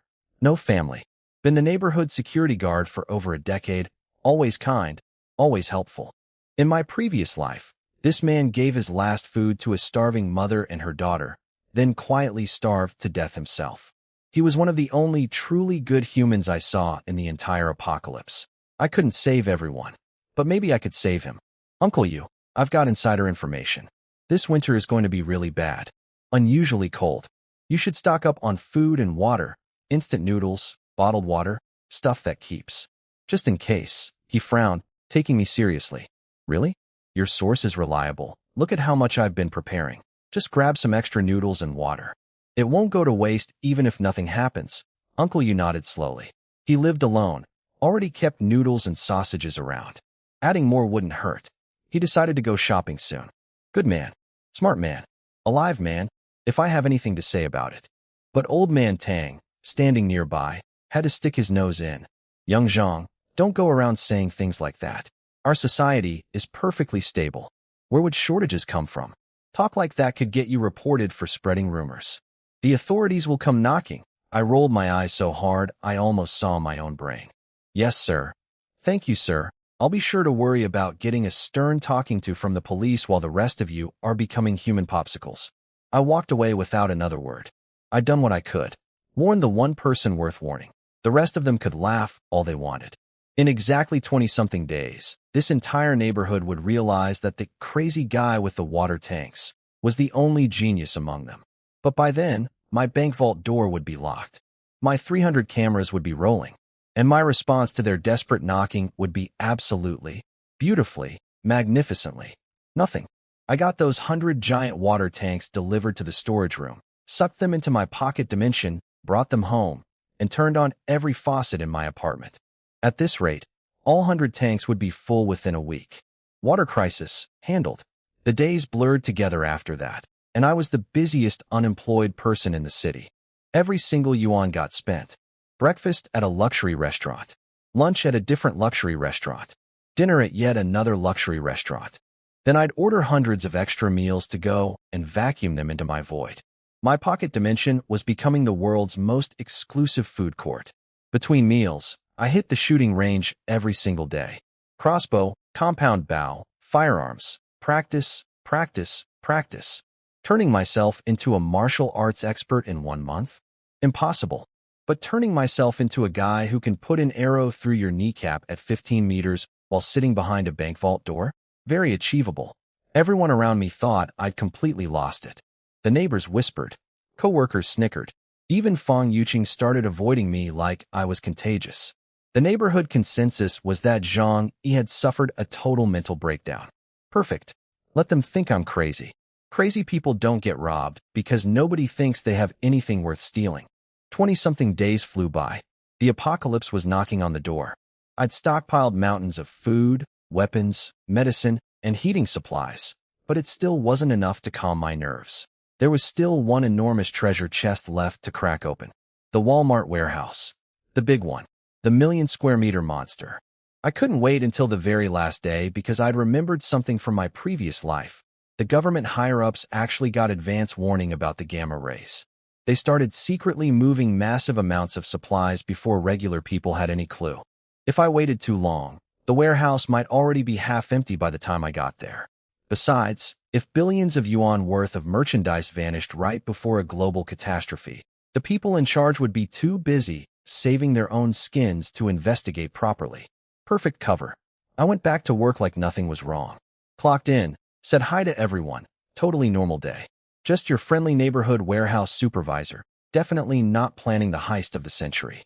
The night shift crew was only 10 people. My plan was elegant in its simplicity, sleeping pills and the tea. That's it. No hacking, no disguises, no Ocean's 11 nonsense. Just good old-fashioned drug beverages. These were guys I'd worked with for years. They trusted me completely. I felt a tiny twinge of guilt for about half a second, then reminded myself the world ends in 3 days and poured the pills in. One by one, they dropped like flies. Heads on desks, snoring peacefully. Sweet dreams, fellas. I strolled into the surveillance room and shut down every single camera. I knew this system like the back of my hand. Every wire, every switch, every blind spot. Total blackout in under 10 minutes. Gloves on. Shoes switched to a pair 2 sizes too big, just in case anyone checked footprints later. Precautions of a professional. Well, a professional warehouse thief. First-time warehouse thief. Whatever. I was prepared. I stepped into the warehouse and took one deep breath. Then I got to work. The beverage section came first. Tens of thousands of tons of bottled water, sodas, juices, fancy red wines, imported whiskey. I didn't sort, didn't pick favorites, didn't read labels. My right eye scanned each shelf. My brain said, mine, and entire racks of drinks vanished into my pocket dimension like they were being deleted from reality. Thousands of cubic meters of liquid refreshment, gone in minutes. Next, fuel storage. Smokeless coal, barrel gasoline, solid alcohol. Everything you need to keep warm and keep machines running. Tens of thousands of boxes of coal alone. Enough fuel for hundreds of years of one-man consumption. I took every last piece without a moment's hesitation. In the apocalypse, this stuff wouldn't reach ordinary people anyway. The powerful would hoard it all. At least in MY hands, it would keep one very deserving person alive and toasty. I organized everything inside my pocket dimension using my years of warehouse management expertise. Ironically, my boring day job turned out to be the most valuable skill in the apocalypse. Proper shelf arrangement, zone allocation, inventory logic. I was running the world's most secret warehouse inside my own head. Then came the food section. Tens of thousands of tons. Multiple warehouses packed floor to ceiling like edible mountains. Canned goods, pre-packaged roast chicken, roast duck, chips, instant meals, premium snacks. A supermarket the size of a small city, and every crumb of it was about to become mine. This is literally enough for 10 lifetimes. I grabbed everything. Not picky, not selective. If it existed on a shelf, it went into the void. After food, I raided the sporting goods section. Exercise equipment for my safe house, treadmills, weights, everything to keep my body in shape during the frozen apocalypse. Couldn't let myself turn into a couch potato just because civilization ended. Then I found the real gems. Baseball bats and fencing swords, excellent improvised weapons. And buried in the winter sports section, professional-grade cold weather gear designed for national-level athletes. Suits rated for -100 degrees. The absolute latest 2050 technology. My eyes lit up like fireworks. These were the ultimate survival equipment for an Ice Age apocalypse, and there were dozens of sets. Grabbed every last one, along with matching sleeping bags. Didn't even pretend to feel guilty. 2 hours. That's all it took. One man, 2 hours, and a magic pocket dimension. An entire million-square-meter warehouse. Hundreds of billions of yuan worth of merchandise. Completely, utterly, spectacularly empty. I stood in the middle of that vast, hollow space and felt a satisfaction so deep it was almost spiritual. Let the Ice Age come. Let it freeze the whole planet. I have enough supplies to live comfortably until the sun explodes. I went back to my desk, swapped my oversized shoes and gloves for my normal ones, tossed the evidence into my pocket dimension, and took a tiny sip of the drug tea myself. Then I laid my head on the desk and fell asleep for real. Sometime later, someone shook me awake frantically. Supervisor. Supervisor. Wake up. Something terrible happened. I opened my eyes with my best. What where am I face. What's going on? A coworker pointed at the warehouse, hand trembling. It's like ghosts did it. The warehouse is completely empty. What? I slammed my palm on the desk and jumped up. Academy Award performance. Eat your heart out. I rushed to the warehouse and stared at the empty space with wide, horrified eyes. My legs wobbled. My voice shook. What happened? Where did everything go? There were billions of yuan worth of goods in here. My coworkers were panicking too. Even with trucks running 24 hours, it would take days to move all that. How did it vanish overnight? Nobody mentioned falling asleep on the job, naturally. Sleeping during night shift was everyone's dirty little secret. Nobody was about to confess that detail during the investigation. I paced back and forth, wearing my most concerned manager face. This is way above our pay grade. Call the higher-ups. Let them figure it out. Everyone nodded enthusiastically. 100 billion yuan mystery? Making a few thousand a month? Not their problem. Not even close to their problem. Let the executives have the heart attacks. I called the warehouse general manager. When I told him everything was gone, every shelf, every item, every last can of Coke, the silence on the other end was so long I thought he'd fainted. He probably thought I was pranking him. Meanwhile, inside my pocket dimension, a perfectly organized, meticulously arranged, 100 billion yuan personal shopping mall, ready to serve its sole customer for the rest of eternity. Best shift ever. The news traveled up the corporate ladder at the speed of panic. Walmart's top executives came stampeding to the scene like a herd of terrified elephants in business suits. The South China general manager, Tom Watson, turned whiter than the empty shelves when he saw the warehouse. Oh my God, how am I going to explain this to headquarters? Turns out, and this was delicious, Walmart's American headquarters had actually already ordered all the supplies shipped back to the States. The higher-ups overseas had gotten wind that something bad was coming and sent ships to collect everything. Those ships were literally about to dock at Tianhai Port. Surprise. Nothing to load, boys. The shelves are as empty as my conscience. Was I worried about getting caught? Not even slightly. How do you explain millions of cubic meters of merchandise disappearing in 2 hours with 0 trucks, 0 tire tracks, and 0 evidence? You don't. That's how. The police checked every external camera around the warehouse. Not a single vehicle entered or left that night. The stuff either teleported to another dimension, correct, or Walmart staged an insurance fraud, incorrect, but way more believable. The cops brought me in for questioning. I put on my best, scared employee face, wide eyes, nervous hands, shaky voice, and cooperated fully. After one night of interrogation, they let me go. What were they going to charge me with? Making a warehouse disappear with my eyeballs? Good luck writing that police report. The investigation was a beautiful disaster. It was a foreign company, not a state-owned enterprise, so the police weren't exactly breaking down doors to solve it. The case was so absurdly large and impossible that different departments started playing hot potato with it. Your jurisdiction. No, your jurisdiction. Actually, this might be an international matter. 3 days to solve it? Try 3 months.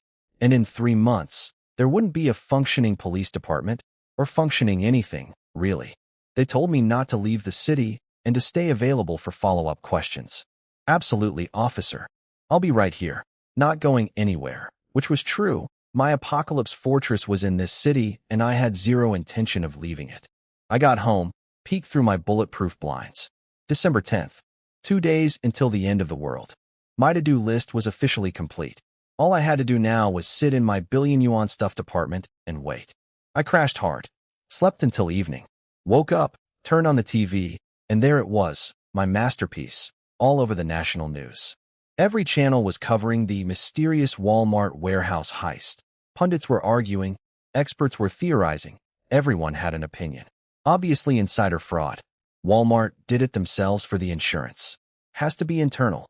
Probably the executives. But you can't move millions of cubic meters in one night, even with trucks. I sipped my drink and smiled. This mystery would never be solved. In 2 days, every detective, journalist, and armchair investigator would have much bigger problems, like not freezing to death. The police called me in one more time for follow-up questions. They were suspicious about some things from that night, but suspicious and provable are two very different words. No evidence, no case. I answered everything politely and went home. Some friends and coworkers texted me asking for insider gossip about the heist. I fed them all nonsense and changed the subject. Nobody would ever know. Then December 12th arrived. I sealed every opening in my apartment hours early. The fireplace was already crackling. Soon enough, electricity would die and heating systems across the city would go dark forever. Fire, humanity's oldest friend, was about to become its most important one again. At 2 a.m., I sat on my sofa in front of the massive floor-to-ceiling window, beer in hand, staring into the darkness. Then I saw it. A flash of white light at the edge of the sky. For exactly 2 seconds, midnight looked like sunset. The whole horizon glowed, then went dark again. Silent. Quick. Almost beautiful. Most people were asleep. They had no idea that those 2 seconds just sentenced their planet to an ice age. My back was drenched in cold sweat. I chugged my beer, tossed more wood into the fireplace, turned on the TV, waited. Within minutes, snowflakes started falling. Tiny at first, fingernail-sized. Then 2 minutes later, massive, fat, aggressive snowflakes pouring from the sky like the clouds had burst open. The wind started screaming. The snow went from pretty to terrifying in the time it takes to microwave popcorn. The entire city was being swallowed. Just like that. No warning. No countdown. Nature doesn't send calendar invites. My heart was pounding. I'd lived through this once already, and knowing what's coming didn't make it less scary. Would my 8 million yuan safe house actually hold up? I checked the indoor temperature, 32.6 degrees Celsius. 32.6. My apartment was basically a sauna while the world outside was turning into Antarctica. I actually had to reduce the firewood because it was getting too hot. Too hot. During the apocalypse. That's when I knew this safe house was the real deal. I checked my phone. The internet was still alive, and it was chaos. Everyone was freaking out. -15 degrees? What is happening? The roads are going to be frozen by morning. How am I supposed to get to work? Some people were actually happy. So much snow. Day off tomorrow. Ha! Southern folks who'd never seen real snow were posting selfies with the blizzard like tourists. OMG, first time seeing snow this big. So magical. I shook my head. Magical. Sure. Wait until it's -70 and that magical snow is burying your house up to the roof. Wait until that selfie arm gets frostbite. Wait until day off becomes day off forever because your office is an ice cube. This was just the appetizer, people. The snow was going to keep falling for months. The temperature was going to keep dropping. And one by one, the lights were going to go out. I threw another log on the fire, leaned back in my warm, cozy, impenetrable fortress, and cracked open another beer. The Ice Age had officially begun, and I had front row seats. The Ice Age kicked off, and I was living like a king on a cloud made of steak and expensive bedding. While the entire internet was losing its collective mind about the sudden snowstorm, I was stretched out on my sofa in a toasty 20-something degree apartment, sipping an ice-cold Budweiser. Not because I needed the cold, because I wanted it. That's the difference between surviving and thriving. My phone was blowing up. Every group chat I'm in, old school friends, hobby groups, the apartment building residents, was on fire. Why is it snowing this hard? The weather forecast said nothing. I woke up freezing. Turn on the AC, and it's barely doing anything. I haven't even bought winter clothes yet. Most people still thought this was just a weird cold snap. Some were actually excited about the snow. Adorable. Tragic. Adorably tragic. I yawned, tossed the phone aside, and crawled into bed. Not just any bed, a luxury masterpiece I'd liberated from the Walmart warehouse. The mattress alone was supposedly the same model some famous actress uses. Worth 3 million yuan. I was sleeping on a celebrity mattress while the world froze. Outside, howling blizzard. Inside, fireplace crackling, temperature perfect, velvet blanket pulled up to my chin. I was out like a light in seconds. Morning came courtesy of the worst alarm clock imaginable, Fang Yuqing calling my phone. I answered with all the warmth of a glacier. What do you want this early? She hesitated at my tone, then pushed forward. Zhang Yi, it's so cold outside. You were stockpiling supplies before. Did you know this was coming? Her voice was shaking. Whether from cold or from the realization that the crazy guy might have been right all along, I couldn't tell. Didn't care either. A friend mentioned something. Didn't think it'd be this bad. I threw the covers off. My room was so warm I was actually sweating in my sleep. Walked to the floor-to-ceiling window in my slippers. The view hit different. Snow had devoured the city. Streets? Gone. Bushes? Buried. First floors of buildings? Halfway underwater, well under snow. The skyline was just vague shapes poking out of a wide ocean. And the snow was still falling. Fat, relentless flakes cascading down like the sky had an unlimited supply. On the phone, Fang Yuqing was still talking. You could have told me. I would have prepared. Now I'm freezing, and it's basically your fault. My fault. My fault. The woman who got me killed in my last life was blaming me for not saving her from the apocalypse she refused to believe in. The audacity was almost impressive. I hung up, threw the phone on the couch, walked to the bathroom, and took a long, luxurious hot shower, something that 99% of the city would never experience again. Breakfast time. I reached into my pocket dimension and pulled out a slab of premium A5 Wagyu beef. Pan-seared it to perfection, paired it with fresh Italian pasta, and poured myself a glass of red wine. Breakfast of champions. Breakfast of apocalypse winners. Turn on the TV while eating. Electricity was still running for now. The grid hadn't collapsed yet. But even when it did, I had dozens of generators and enough gasoline to power a small town for 300 years. Energy? Not on my worry list. Not even on my radar. The morning news was something. Both anchors were wearing thick, puffy winter jackets on air. These are people who work in buildings with priority power supply and industrial-grade central heating. If they're bundled up like Arctic explorers, the situation outside is catastrophic. The female anchor tried her best to stay calm.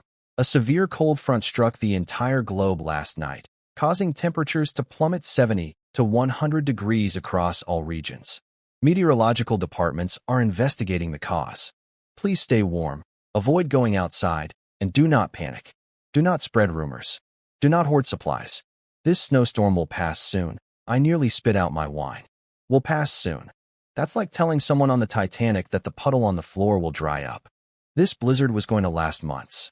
The temperature would keep dropping. And don't hoard supplies. That ship has sailed, my friends. That ship sailed, docked at Zhang Yi's apartment, and unloaded 100 billion yuan worth of cargo. The corner of the TV screen showed the current outdoor temperature in Tianhai City, negative 65 degrees Celsius. Yesterday, it was positive 15. That's an 80-degree drop in less than 24 hours. Exactly like my previous life.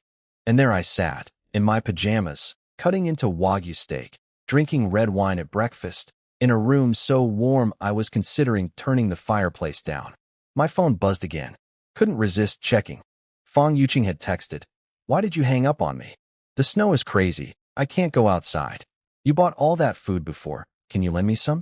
I'll pay you back when the storm is over." The nerve. The absolute, breathtaking, world-class nerve of this woman. She knew food was about to become priceless.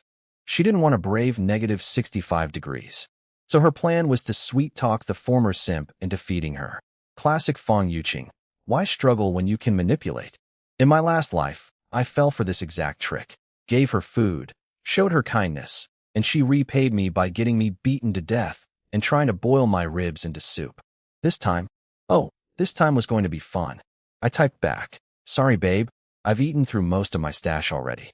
Look, just made breakfast." Then I took the most deliberately infuriating selfie in human history. Me, in my cozy pajamas, grinning at the camera, with a perfectly seared Wagyu steak, a glass of red wine, and Italian pasta arranged beautifully on the table behind me. Every pixel of that photo screamed, "I am warm, well-fed, and absolutely thriving while you freeze." I hit send. Revenge doesn't always need weapons. Sometimes all you need is a good steak and a camera. Meanwhile, across the building, Fong Yuqing was having a very different morning experience. Picture this, a grown woman wrapped in 2 blankets like a human burrito, shivering so hard her teeth were playing a drum solo. Her air conditioner was cranked to 40 degrees, and the room still couldn't break zero. Cold air was sneaking into her blankets like uninvited guests at a party. Then she opened my photo. Her eyes went wide.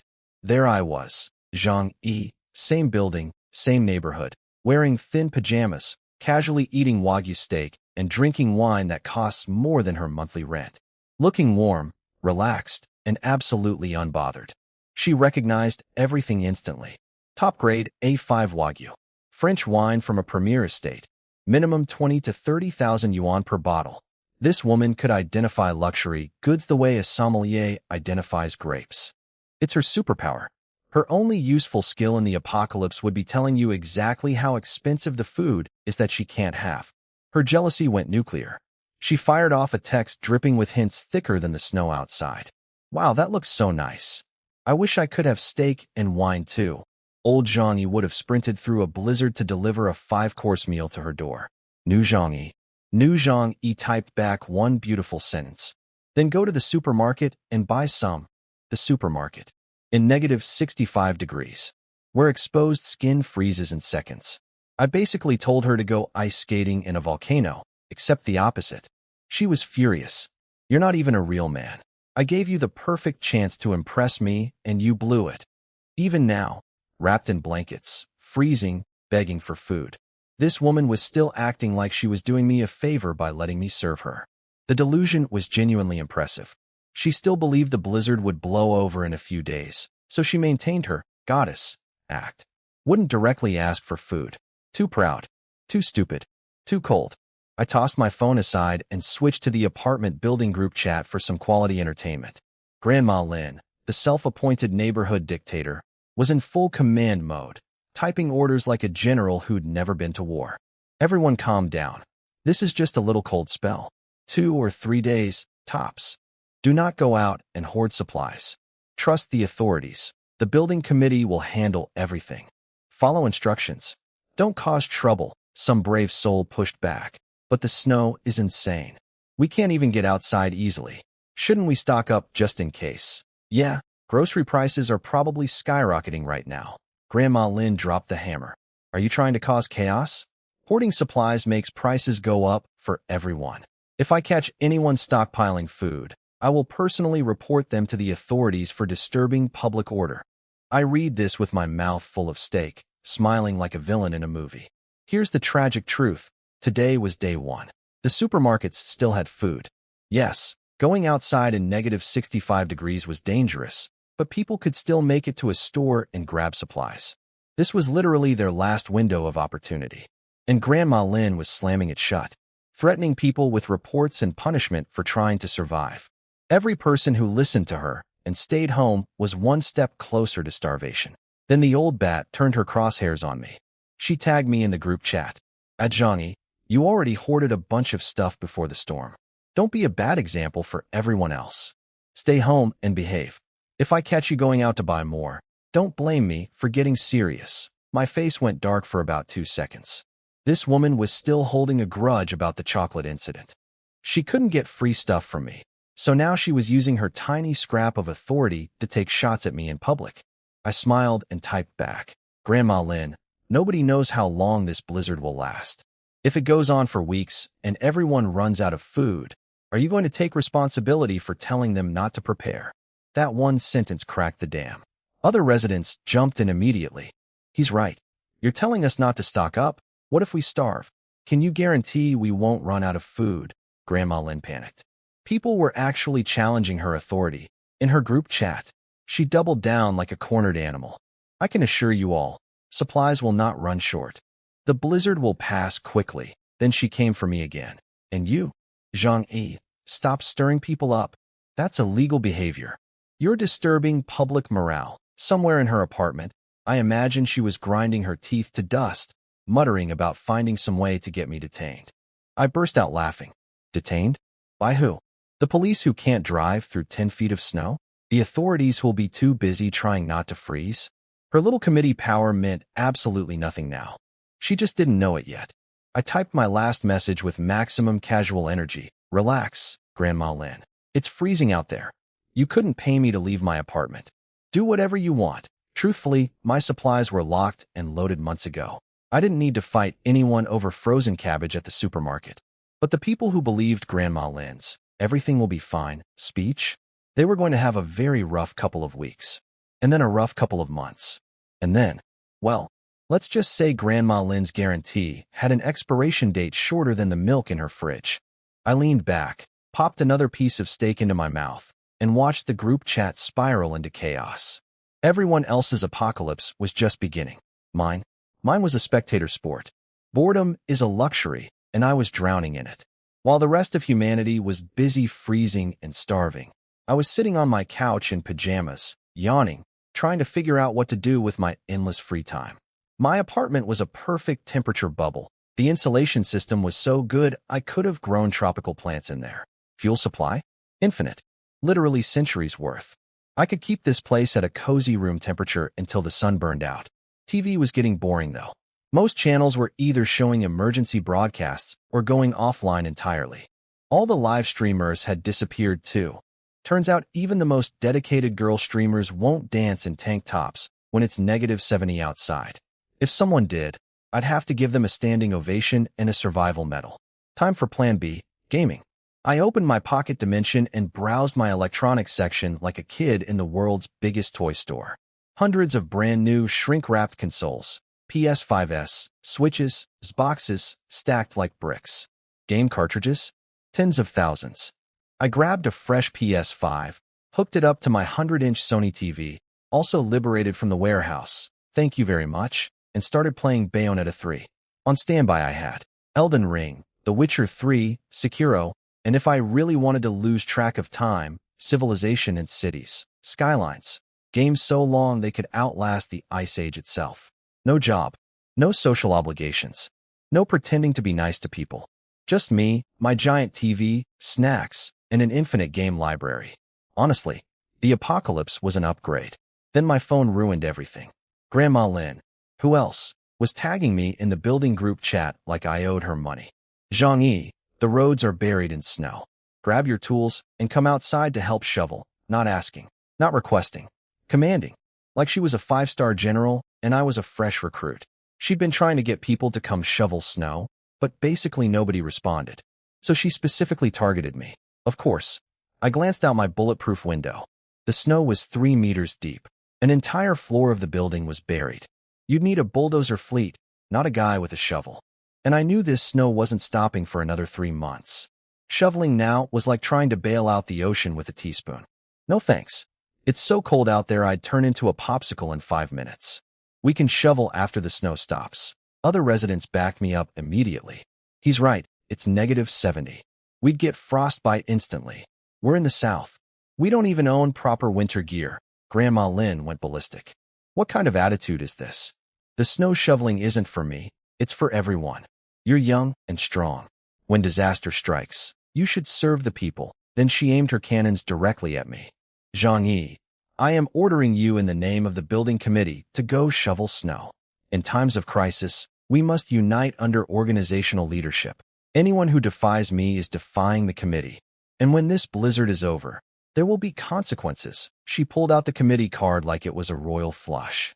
And it worked, on everyone except me. The other residents went dead silent, too scared of her petty authority to say anything. But they were all privately hoping I'd keep fighting. They wanted me to be their voice while they hid behind their screens. Cowards. I knew exactly what these spineless ostriches were thinking, and I had zero respect for it. But staying quiet wasn't my style. Not anymore. I scrolled up through the chat and noticed something very interesting. Every single person Grandma Lin had tagged was a quiet, easygoing young person. The pushovers. The nice guys. The people who wouldn't fight back. Know who she didn't tag? Chun Jinghao on the 6th floor, a well-known local boss who runs construction projects with hundreds of guys working under him. Su Hao on the 8th floor, whose father is one of the biggest real estate developers in the city, with family members in government positions. Not a peep directed at either of them. Not one tag. Not one mention. Funny how that works. I went nuclear. Grandma Lin, you're absolutely right. Since this is for everyone, the committee should lead by example. Get out there first. And while we're at it, there are plenty of people in this building. Why did you only tag US? Didn't feel like asking Chen Jinghao? Too scared to bother Su Hao? When it comes to them, you suddenly forget how to type. The group chat erupted with silent approval. Zhang Yi is my hero. He said what we all wanted to say. Exactly. She only picks on the nice ones. Where's the energy for the tough guys? Everyone knew who those names were. Everyone knew Grandma Lin was a textbook bully. Tough on the weak, silent before the strong. I just ripped the mask right off her face in front of the whole building. She was mortified. And because she couldn't argue with the truth, she did what every petty authority figure does when cornered. She escalated with volume. She fired off a barrage of voice messages, each one longer and angrier than the last. Shoveling snow is public service. Some people care about nothing but themselves. Zero community spirit. People like this are a cancer on our building community. Fine, don't do it. Plenty of people have better values than you. And I am not targeting anyone specifically. I just didn't need to tag everyone individually. Don't twist my words. If anyone keeps slandering me, I will call the police. Her excuses were so weak, they made the situation worse. Every sentence dug the hole deeper. And the grand finale, threatening to call the cops, made me laugh so hard I almost dropped my game controller.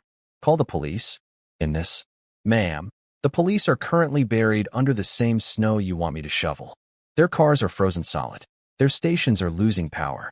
The entire machinery of society is grinding to a halt, and you think someone's going to dispatch an officer through a blizzard to arrest me for? Not shoveling. A few timid residents actually grabbed tools and went outside after hearing her threats. Those poor souls. But I stayed right where I was. Warm, fed, comfortable, and absolutely unshakable. Grandma Lin could threaten, shout, report, and rage all she wanted. Her committee authority had an expiration date, and it was coming up fast. In about a week, nobody would care about building committees, community rules, or her precious little power trip. I unpaused my game, stuffed another handful of chips in my mouth, and went back to slaying demons on my 100-inch TV. The apocalypse waits for no one, Grandma Lin. But it especially doesn't wait for people who think they're in charge. I had nothing better to do, so I decided to poke the bear. Well, poke the grandma. Hey, Grandma Lin, if you're so tough, why don't you go tell Chen Jinghao and Su how to shovel snow? Go on. I'll wait. I tagged them by name. No filter, no diplomacy, zero regard for anyone's feelings.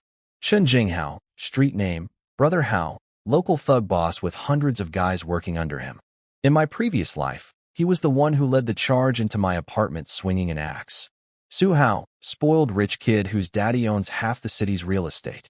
He was the first person to pull a knife on me in my last life. Every single one of these neighbors, with very few exceptions, either attacked me, robbed me, or happily divided up my stuff after I was dead. So I had absolutely no problem dragging their names into the spotlight and making things uncomfortable for everyone. Grandma Lin's face must have gone through 50 shades of panic. I'd backed her into a corner. If she didn't tag them now, she'd look like the coward she was. So she reluctantly sent a message tagging both of them. softening her tone to baby-level sweetness. Dear community family, our neighborhood is everyone's home. Let's all grab tools and clear the snow together. Family. She actually called them family. This woman went from barking military orders at me to writing Hallmark cards for the tough guys. Chen Jinghao responded within minutes. A series of question marks, followed by a voice message that made my day. Shovel snow? Shovel you're at $%. Are you blind? Can't you see it's still coming down? Are you mentally ill? Go see a doctor. Tag me one more time, and I will yindi you. The entire group chat lost it. People were laughing so hard, they probably forgot they were freezing. Grandma Lin's big authoritative moment just got demolished by a gangster who treated her like a yapping chihuahua. Then rich boy Su Hao chimed in with his own voice message, dripping with entitled arrogance. Your snow problem is none of my business. I don't need to work. I could sleep in bed all day and be fine. He even sent a photo, himself buried in a thick comforter with a woman cuddled up next to him. Turns out this apartment was just a place he kept for his girlfriend. He was only stuck here by coincidence. Asking him to shovel snow was like asking a cat to do your taxes. Grandma Lin tried one last feeble shot at Su Hao. You're still a resident. Shoveling is your obligation. Su Hao obliterated her. I pay property fees every month. Without my money, you committee people would starve. You take our cash and act like you own the place. Pathetic. Then he twisted the knife. I got where I am through my family's power. You think I'm the same as you broke losers? Hurry up and shovel so I can eventually leave this dump. Everyone was furious, but dead silent. Couldn't argue. Couldn't fight back. Life isn't fair, and Su Hao was living proof. After that double beatdown, Grandma Lin's authority completely evaporated. Nobody was listening to her anymore. She was done. But did she blame the two guys who humiliated her? Of course not. She blamed me, because I was the one who forced her to tag them in the first place. She sent me a private message, seething with rage. Zhang Yi, are you trying to sabotage me? I had everyone convinced, and you ruined it. Now nobody wants to help. Are you happy? Oh, a personal delivery of anger? Right to my inbox? How thoughtful. I typed back with absolute zero chill. Stop playing dumb, you old fraud. You're a bully who only picks on quiet people and hides from anyone with actual power. You got screamed at by those two and didn't say a word back, but now you come crying to me? Looking for someone safe to yell at? Listen up. I am not the one. Come at me again and see what happens. That shut her up instantly. She's just an old woman living with her grandson, riding her tiny committee title like it's a throne. When someone actually pushes back hard, she crumbles like a wet cookie. She blocked me immediately, probably sitting there shaking, from the cold or from fear, hard to tell. I could practically hear her muttering to herself, just wait. When this is over, I'll use my committee power to make his life miserable. I'll delay his supply rations. I'll exclude him from community events. He'll come crawling to me. She was actually fantasizing about a future where community committees still matter, where rations get distributed fairly, where she still has any authority whatsoever. That fantasy had about a 2-week shelf life, max. The beautiful irony? She was planning revenge using a system that was about to stop existing entirely. It's like threatening to give someone a bad Yelp review during a nuclear war. She went back to the group chat and kept trying to recruit snow shovelers.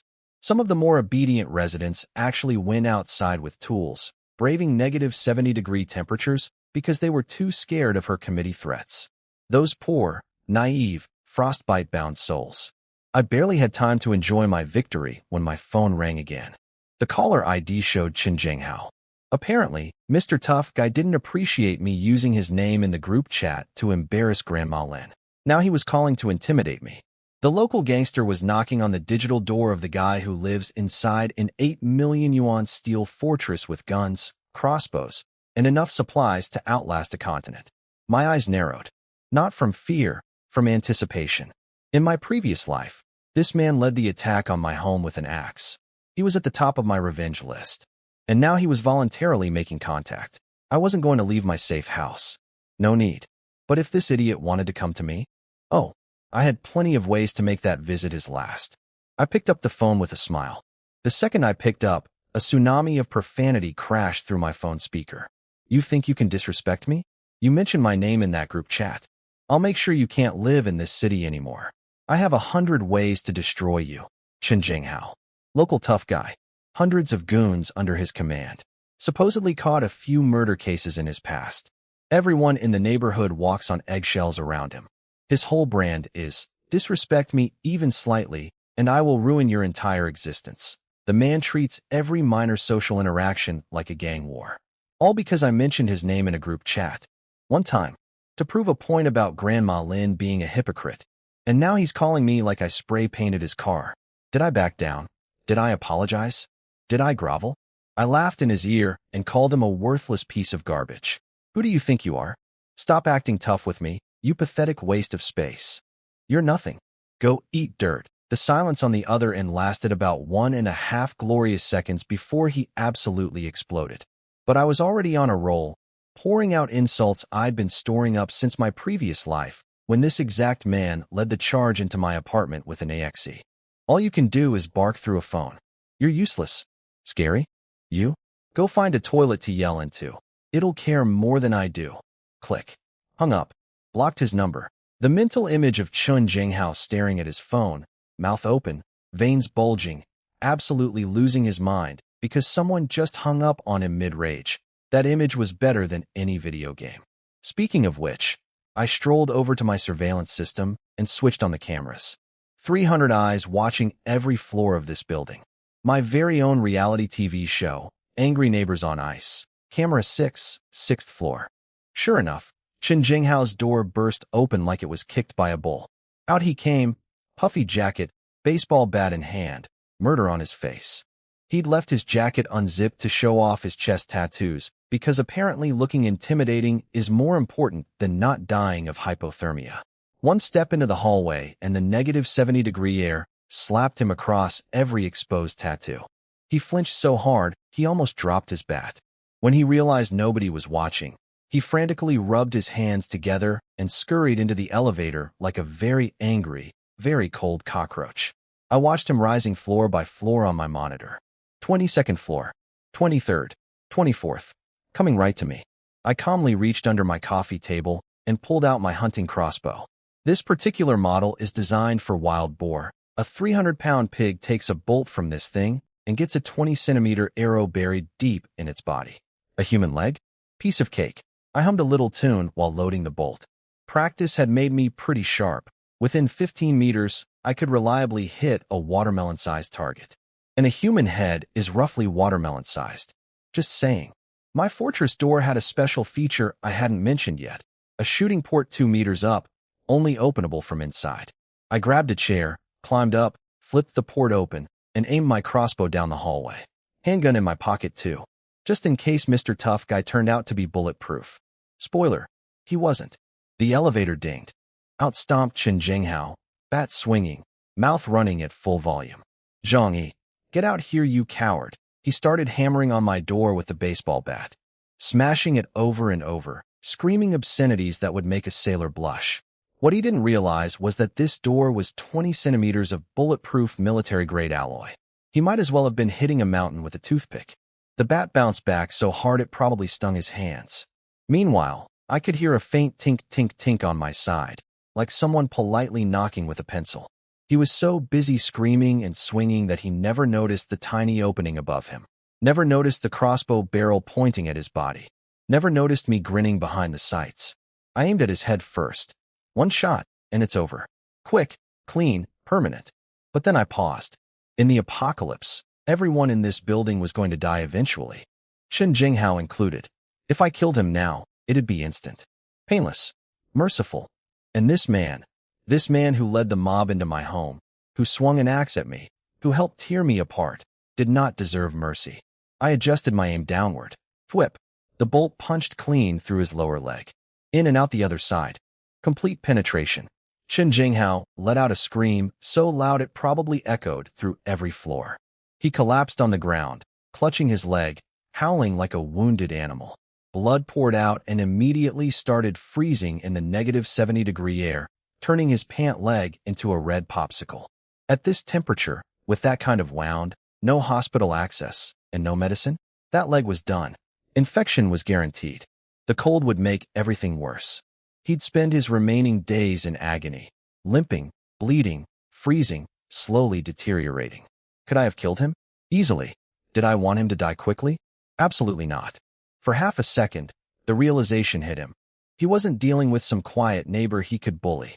He'd walked up to the door of someone who shoots first and doesn't bother with questions. His entire tough guy philosophy, act crazy enough and normal people won't fight back, had just met someone who was crazier and better armed. Credit where it's due, the man was tough. Even with a bolt through his leg, he dragged himself back to the elevator on pure adrenaline and survival instinct. Blood trail all the way, frozen to the floor almost instantly. I watched on my monitor as the elevator doors closed. His sweat was already freezing on his forehead. His leg looked like a horror movie prop. I could have fired again. Easy shot. But why? Let him live a while longer. Let him experience the full apocalypse with one working leg, no medicine, and the memory of the day he tried to bully the wrong guy. I'm not a monster. I just believe in proportional karma. I closed the shooting port, set down the crossbow, and went back to my game. The score was now Zhang Yi 1, Neighborhood Bullies 0. And the tournament was just getting started. Chen Jinghao crawled back to his apartment like a wounded animal and tried calling 120, the emergency number. Busy, busy, busy. 2 minutes of dialing and nothing. Hospitals were shutting down. Ambulances couldn't drive through 10 feet of snow. The entire medical system had basically said, good luck, everybody, and closed for business. Gotta give the man credit though. He was tough enough to perform surgery on himself. Pulled out a knife, an alcohol lamp, bandages, and some blood-stopping medicine from his drawer. Apparently, when you're a career thug, your first aid kit stays fully stocked. He cut open his frozen pant leg, saw the damage, and nearly fainted. The wound was frozen solid. The skin around it had turned purple, and his lower leg was completely numb. He somehow extracted the bolt and cauterized the wound without passing out, barely. But the leg was done. Cooked. Finished. He was now a one-legged gangster lying on his sofa, panting like a dying fish, swearing revenge. He posted in the building group chat, Zhang Wei, I'm going to kill you. If I don't, I'll write my name backwards for the rest of my life. The neighbors had no idea what actually happened. They just saw two guys threatening each other and thought, well, Zhang Yi is dead. Grandma Lin was practically doing a happy dance. Let them destroy each other. Serves. Zhang Yi right for talking back to me. Fang Yuqing also hoped I'd get beaten up, because how dare I not deliver steak to her freezing apartment on command. What a wonderful support network I have. I saw his threat and burst out laughing. Then I sent a voice message to the group that made everyone's jaw drop. You're nothing. All you can do is bark. Come at me again, and I'll take out your other leg too. The chat went dead silent. People started connecting the dots. Wait, did Zhang Yi actually cripple Chen Jinghao? The neighborhood tough guy? The man with hundreds of goons? Chen Jinghao was squeezing his phone so hard the screen was about to crack. He made calls. He rallied the troops. Within the hour, over a dozen of his boys showed up at his apartment carrying machetes, steel pipes, baseball bats, the full gangster starter kit. They saw his mangled leg and went absolutely feral. Who did this? We'll chop him up, Chen Jinghao, ever the dramatic leader, announced. Room 2401. One guy? Lives alone. Has a crossbow. That's how he got me. Don't let him shoot you. Break down the door and drag him out. One genius with a steel pipe yelled. A crossbow? That's so dishonorable. No martial ethics at all. Martial ethics. The man holding a steel pipe to go jump someone 12-on-1 was worried about martial ethics. Off they went. A dozen thugs marching up to my floor with weapons, wooden boards as shields, and enough testosterone to power a small generator. Meanwhile, I was sitting on my couch playing my new video game on split screen. One half showed the game. The other half showed my 300 surveillance cameras tracking every single one of them in real time. I watched them ride the elevator, creep down the hallway, huddle behind their little wooden planks like medieval soldiers who'd lost their armor budget. My table was covered in weapons. Crossbow loaded. Backup crossbow ready. Handgun in pocket. I was a one-man army behind 20 centimeters of aerospace alloy, and they were bringing baseball bats to a fortress siege. They reached my door, and the comedy show began. Open up, you shot our boss. Today's your death day. Next year on this date, we'll burn paper money for your ghost. Then they started hammering my door. Sledgehammers, steel pipes, everything they had, swinging with full force. Tink, tink, tink. 20 centimeters of military-grade alloy doesn't care about your feelings, your hammers, or your threats. They could have been attacking it with pool noodles for all the difference it made. After several minutes of maximum effort, the door had a few tiny white marks where the paint chipped. Not a scratch, not a dent, not even a whisper of structural compromise. What the? This door is solid metal. How thick is this thing? How many enemies does this guy have? Good question. The answer is, all of you. But they couldn't go back empty-handed. They'd promised Chen Jinghao a badly beaten Zhang Yi. So they just kept smashing and screaming like the world's most useless construction crew. Here's the thing, though. I was trying to beat a boss fight. First boss had died 7 or 8 times already. My mood was not great, and their constant yelling was not helping my concentration. I shouted through the door, "Can you hit harder? Did you skip breakfast?" That made them angrier, which made them louder, which made my gaming experience worse. My character died again. That was the last straw. Time to end this nonsense. I went to the kitchen, grabbed a long hose, attached it to the faucet, climbed up to the shooting port, and opened the little window above my door. The geniuses below were so busy screaming insults and beating on indestructible metal that not a single one looked up. I turned on the faucet. A massive blast of water erupted from above, raining down on them like a biblical flood in a cramped hallway. Ice-cold water, absolutely drenching a dozen grown men who were already struggling with negative 70-degree temperatures. In case the math isn't clear, wet clothes plus negative 70 degrees equals the worst ice bucket challenge in human history. These guys weren't just getting sprayed. They were getting a fast-track ticket to hypothermia, frostbite, and a very bad afternoon. I kept spraying. Revenge is a dish best served cold. And at negative 70, everything is served cold. Can you imagine what negative 70-degree water feels like on your skin? Neither could those guys, until about 3 seconds ago. The water came out of my faucet warm and steaming because my apartment was a cozy 100 degrees warmer than the hallway. But the second it hit those thugs, physics took over. We're talking instant ice bath. Full body frozen margarita. Human popsicle speedrun. It's so cold. Stop. Stop spraying. They would have literally preferred a beating. Every single one of them. A nice, warm punch to the face sounded delightful compared to being waterboarded with liquid Antarctica. Their lips turned purple. Some of them passed out on the spot from the temperature shock, just dropped like sacks of frozen potatoes. The ones still conscious bolted from my doorway in a blind panic, but it was already too late. 10 seconds of water plus negative 70 degrees equals clothes frozen solid. They couldn't even make it to the elevator before their jackets turned into wearable icebergs. I shut off the faucet once they'd all scattered. Honestly, I'd originally planned to use the crossbow, but the water was way more efficient. Crossbow bolts need reloading one at a time. A garden hose? Unlimited ammunition, 360 coverage, 0 reloading. Modern problems require medieval solutions, or in this case, plumbing solutions. The surveillance cameras gave me a beautiful view of the aftermath. A dozen frozen, dripping gangsters stumbled back to Chen Jinghao's apartment looking like they'd lost a fight with a car wash. Chen Jinghao saw them and erupted. "Where's Zhang Yi?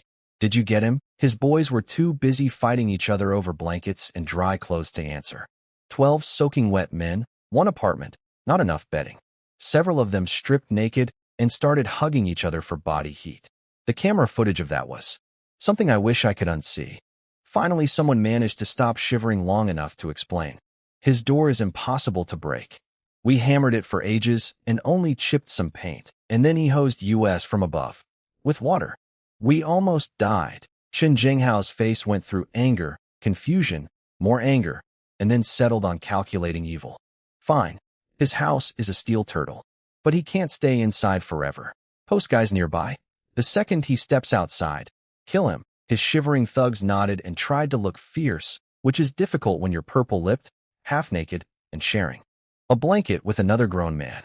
What they didn't know, what they couldn't know, is that I had absolutely 0 plans to ever leave my apartment. Not today, not tomorrow, not next week, not next month. Outside was hell. Inside was paradise. Who voluntarily walks out of paradise into hell?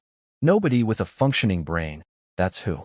After the entertainment wrapped up, I went back to my game. Those idiots couldn't get through my door with hammers, so they definitely couldn't get through it with patience.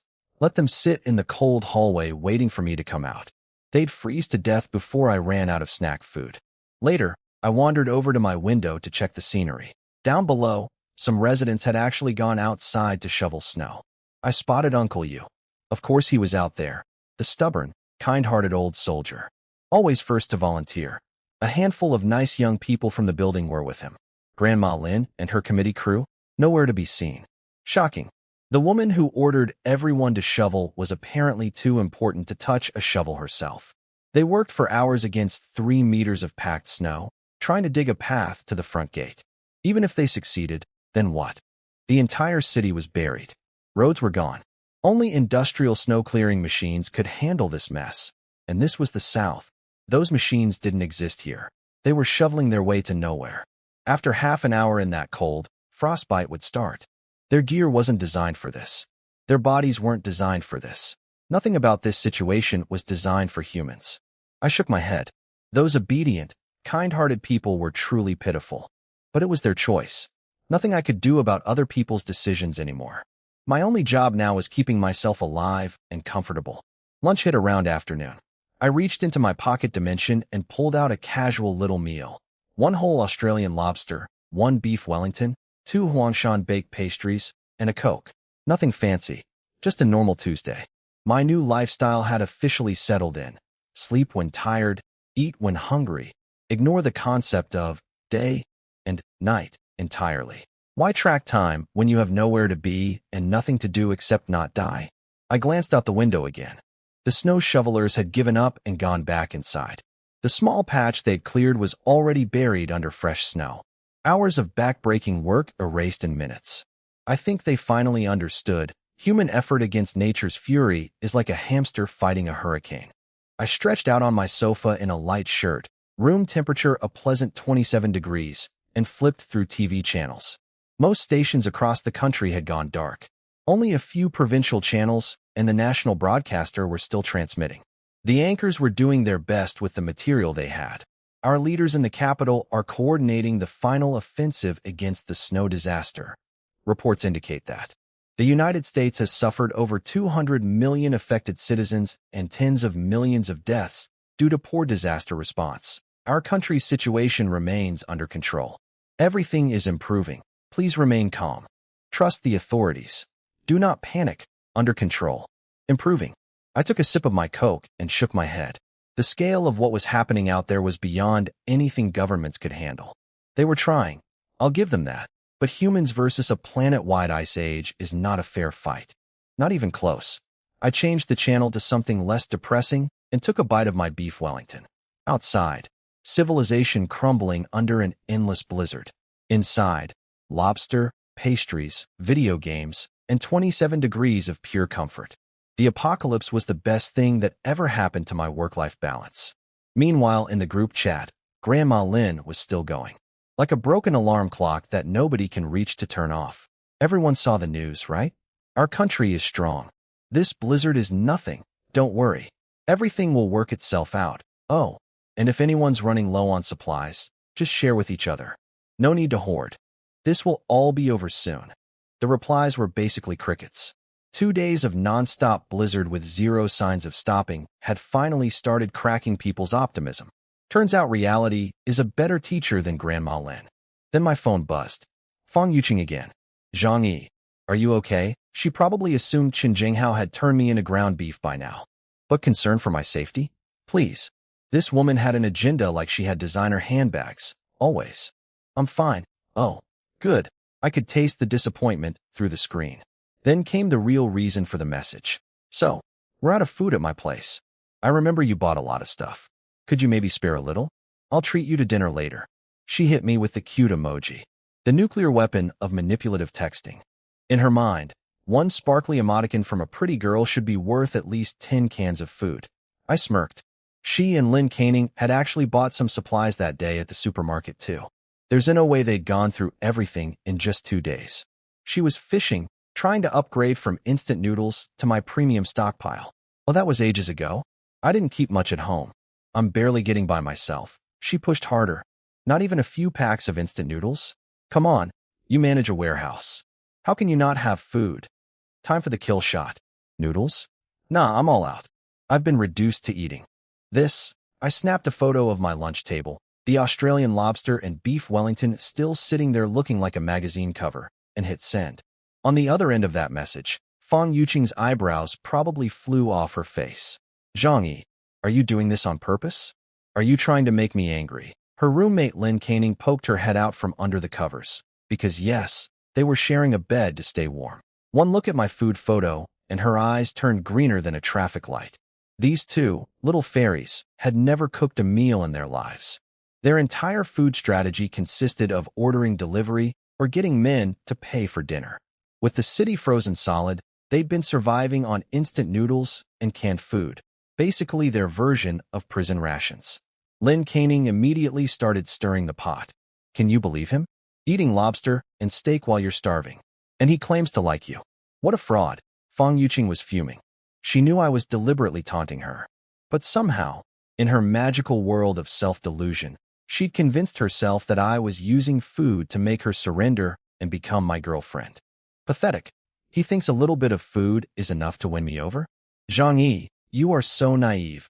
Out loud, contempt. Inside, desperately staring at that lobster photo. Lin Caning, the master strategist, proposed a plan. Why don't you tell Zhang Yi you'll agree to have dinner with him? But he has to provide the food. That way you keep your pride and get lobster. He'll be so excited he'll say yes immediately. Fong Yuqing thought it over. In normal times, she'd never stoop this low. Zhang Yi was a backup option at best. Handsome, decent finances, but miles away from the ultra-rich Prince Charming she believed she deserved. Lowering herself? Unthinkable. But she'd been eating instant noodles for 2 days. Fine. I'll give him the honor of dining with me. She typed her message with all the grace of a queen bestowing a knighthood on a peasant. Zhang Yi, it's been so long since we hung out. Why don't you come over tonight, and we'll have dinner together? Translation, bring your lobster and steak to my apartment and feed me while I pretend I'm doing you a favor. I read the message and grinned. Then typed back the most beautiful sentence of my entire reborn life. You're inviting me to dinner? Awesome. Thanks so much. What are you cooking? Silence. Across the building, Fong Yuqing's face went white. Could have been rage. Could have been the cold. Probably both. This ungrateful. I gave him the chance to treat me to dinner, and he wants me to cook. She threw her phone onto the mattress. That's IT. I was going to keep him as a backup, but now he's getting demoted. He's moved to the bottom of the list. I am done talking to him. When he comes crawling back begging for forgiveness, I won't even look at him. Lin Caning nodded vigorously. Exactly. What kind of cheapskate acts like this? He deserves to be single forever. The two of them bonded over trash-talking me for a solid 20 minutes. Every few seconds, Fong Yuqing would check her phone, sure that I'd send an apology. A groveling text. Hey, please forgive me. I'll bring the lobster right away. Nothing. Not a word. My phone was on the coffee table while I played video games. Then Lin Caning, sneaky, scheming Lin Caning, pulled out her phone and started typing a message to me behind Fong Yuqing's back. Zhang Yi, you're so dumb. Yuqing is upset now. Do you even understand how serious this is? Classic move. The duo's signature play. Fong Yuqing acts like the innocent angel too proud to beg, and Lin Caning swoops in as the concerned friend to guilt-trip the target into compliance. Good cop, manipulative cop. They'd been running this routine on guys for years. I glanced at her message and laughed out loud. One plays the good cop, one plays the bad cop, right? You two really never run out of tricks. I'd seen through their little performance like it was made of glass. Fong Yuqing maintains her pure goddess image while Lin Caning does the dirty work, asking for gifts, hinting at spending money, pressuring guys to bend over backwards. A perfectly choreographed scam operation. Except the target audience had changed. Old Zhang Yi would have panicked and rushed over with a cooler full of gourmet food. New Zhang Yi sent that message, put his phone down, and went back to his boss fight. Lobster status, eaten. Concern status, 0. Simp license, permanently revoked. I played dumb with Lin Caning. What did I do wrong? I don't understand. She went full saleswoman mode. Are you stupid? We're snowed in. We have no food. This is your golden opportunity. Bring your steak and lobster over here. Show Yuqing your devotion, and she might actually give you a chance. If I were you, I'd deliver every good thing in my kitchen to our door. One romantic gesture, and boom. You're in. I stared at my phone, imagining this woman literally drooling while typing. The audacity was almost impressive. She was begging for food, but dressed it up like she was doing me the favor. As if me handing over premium lobster and steak was actually a privilege I should be grateful for. Like a homeless person telling you, "I'll allow you to give me your wallet." I decided to have some fun. But I barely have enough for myself. Lin Canning went into lecture mode. "You fool. The blizzard will last, what, a few days? Skip 2 meals, win Yuqing's heart. That's the deal of a lifetime. If you can't even sacrifice this much, you clearly don't really love her." I was laughing so hard my ribs hurt. These two had their manipulation playbook down to a science.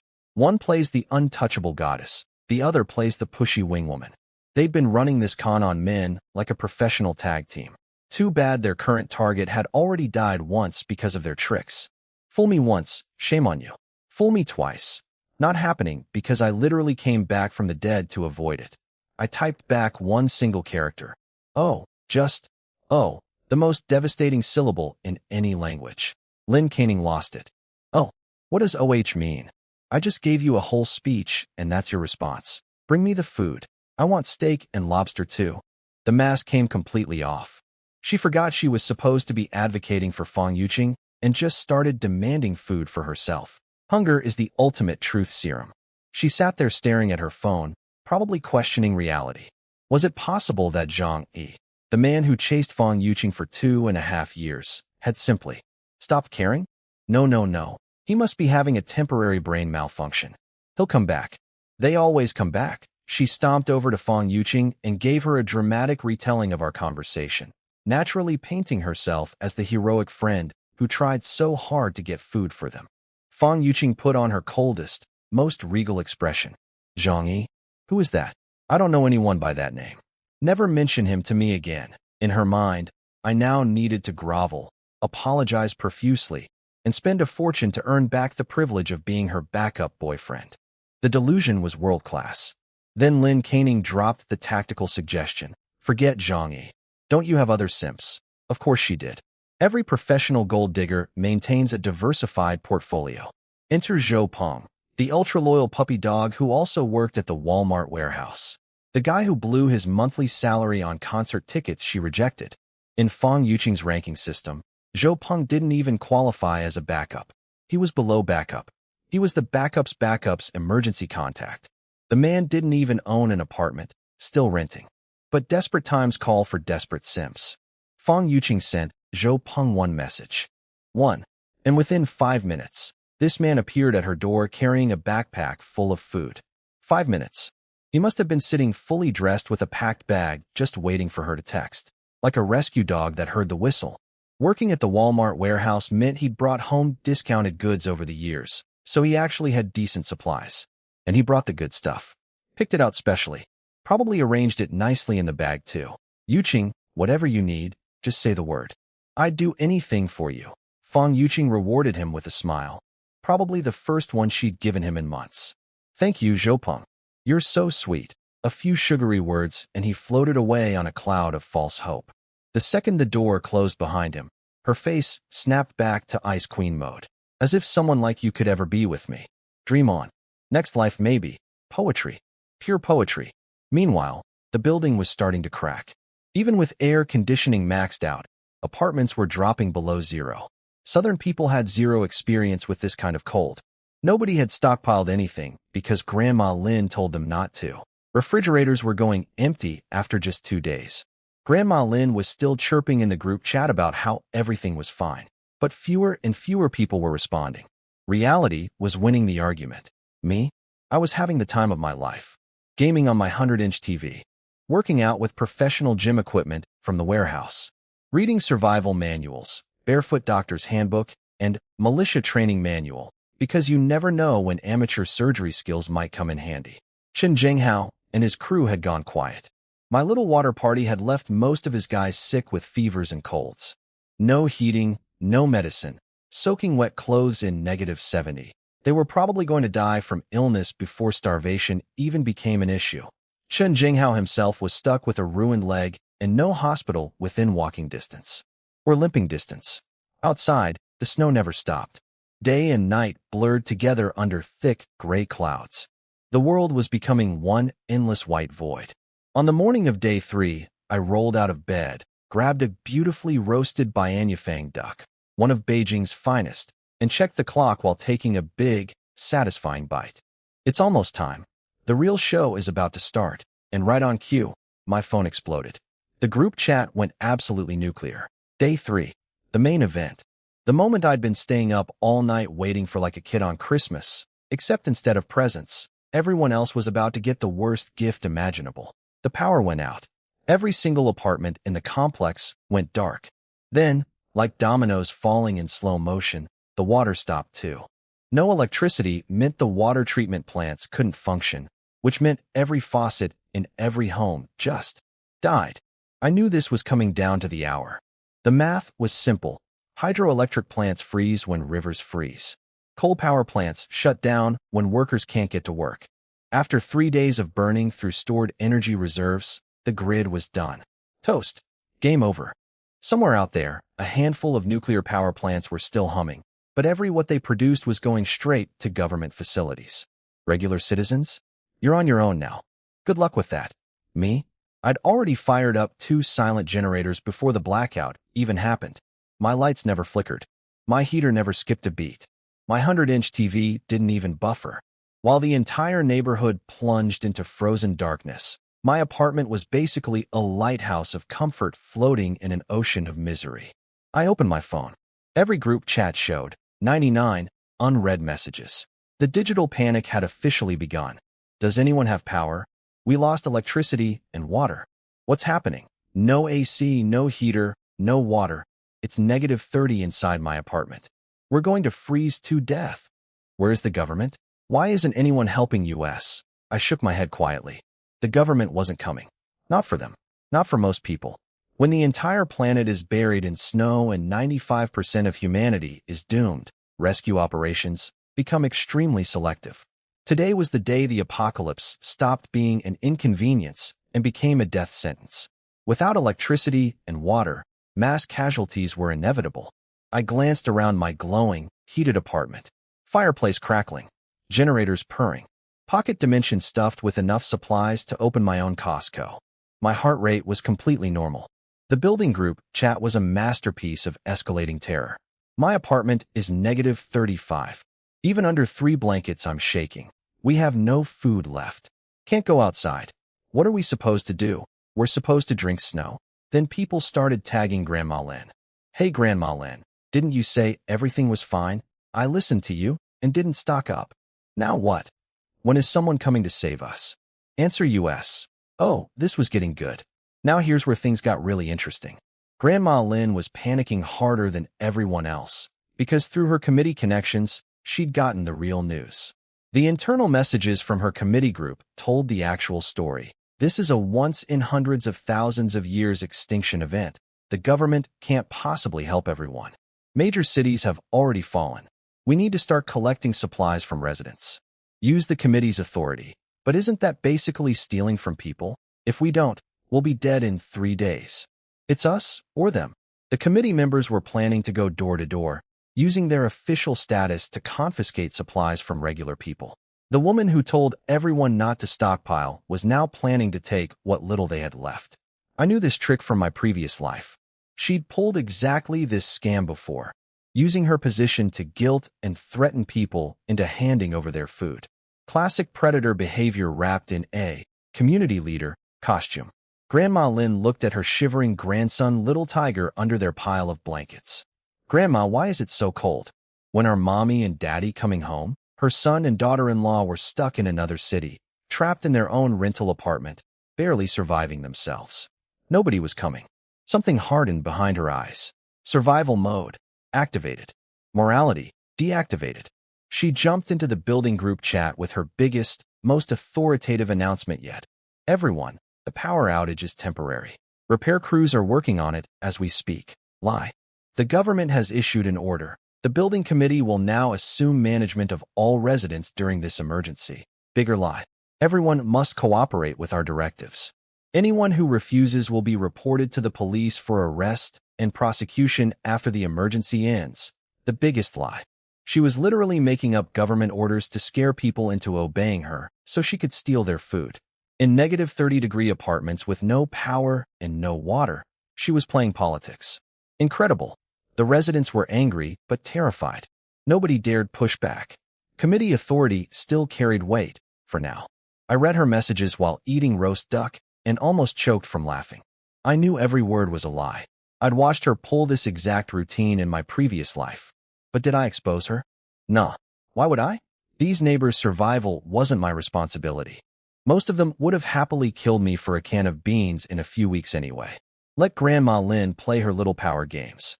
Let the neighbors believe her fairy tales.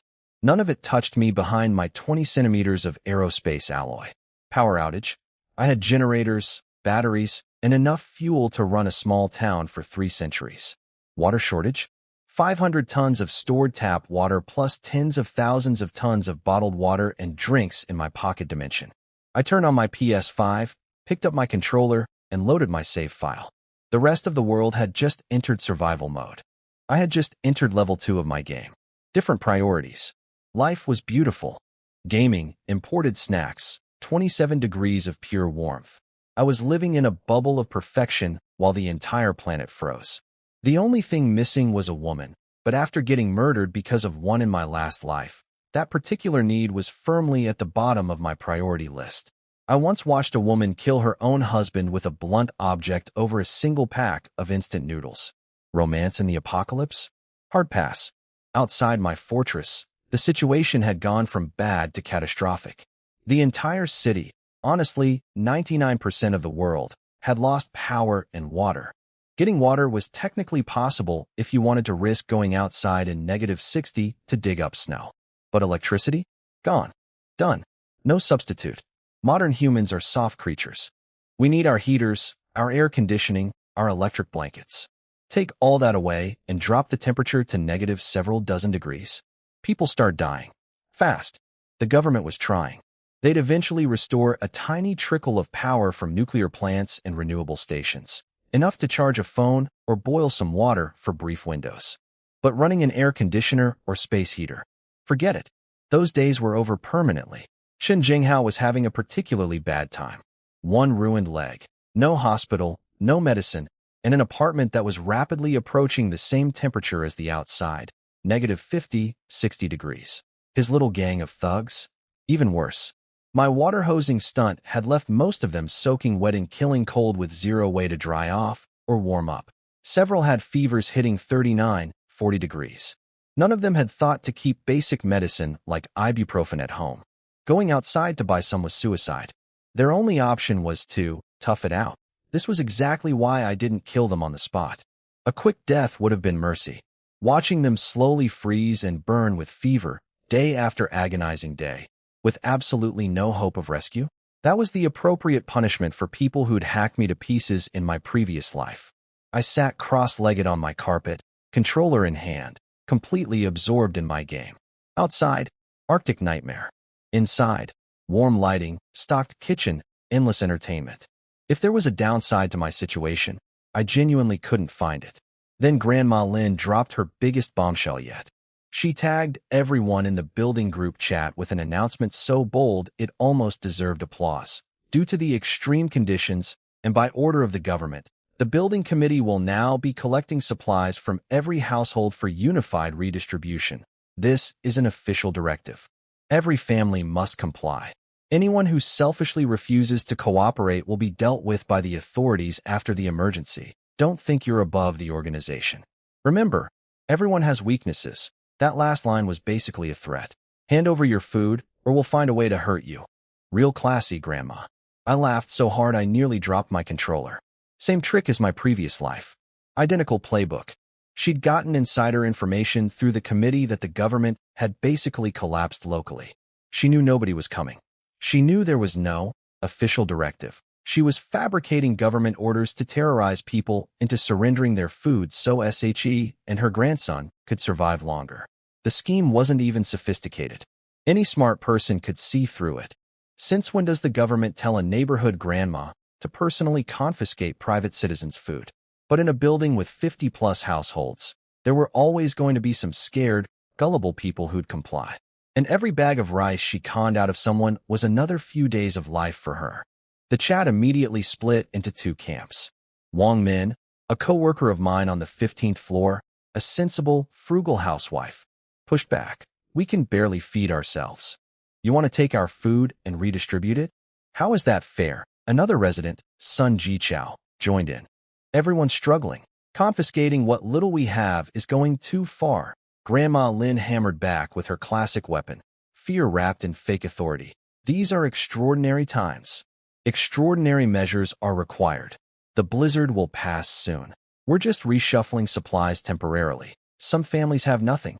Are you really going to be that selfish? And right on cue, the families with empty fridges rallied behind her. She's right.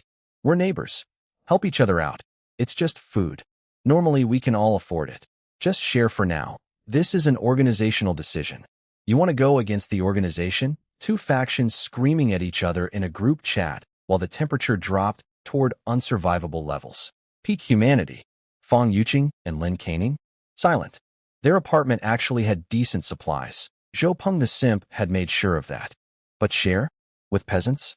Over their stylishly frozen dead bodies. I stayed quiet too. Not my circus, not my frozen monkeys. Grandma Lin came for my supplies. Big mistake. Huge. Her private message was dripping with fake sweetness. Little Zhang, you work at a warehouse. You must have tons of food at home. I remember those 3 carts. Now be a good boy and bring everything to me. It's for the community. The organization will remember your sacrifice. I picked up a toothpick and started cleaning my teeth. Lunch was roast lamb leg. Bit stringy. Get stuck. Sorry, Grandma Lin.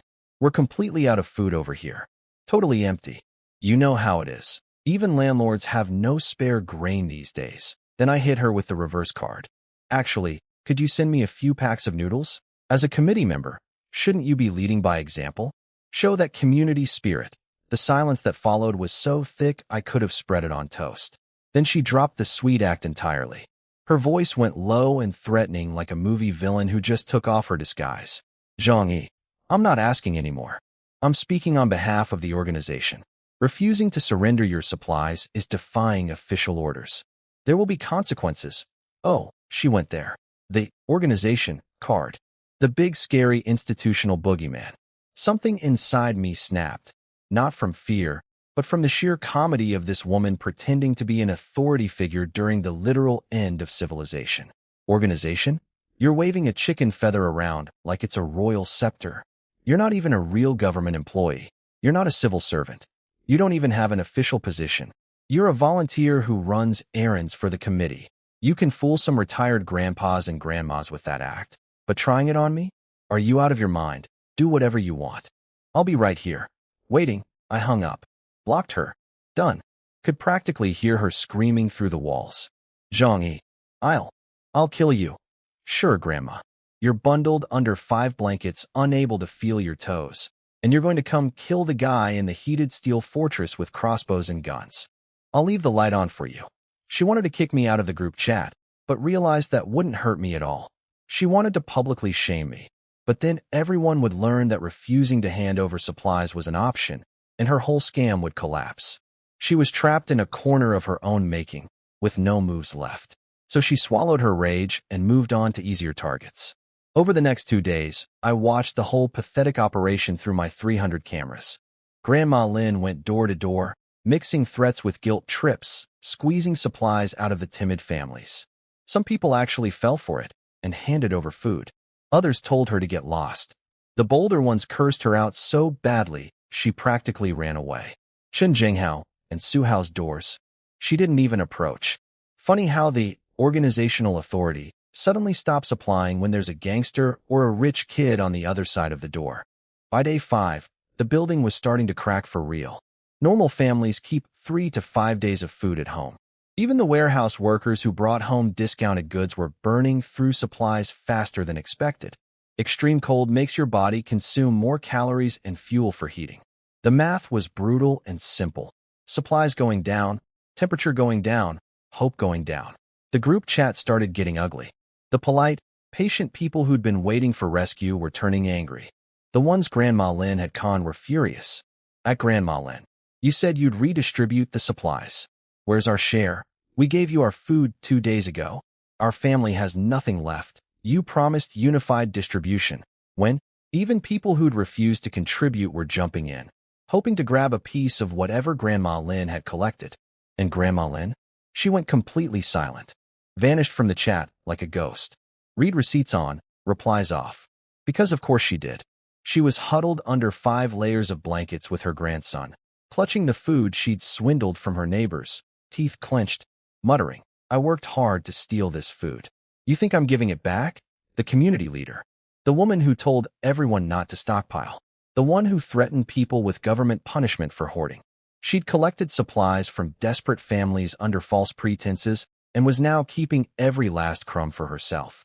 I watched it all from my surveillance screens, eating imported snacks on my warm carpet, completely unsurprised.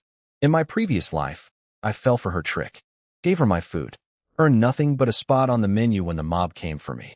This time, the only thing she got from Zhang was a vocabulary lesson in creative insults and a permanent spot on my block list. I changed the channel on my TV, grabbed another snack, and settled in for the show. Day 5 of the apocalypse, and the neighbors were already turning on each other. The real entertainment was just getting started. The neighbors finally figured out they'd been scammed.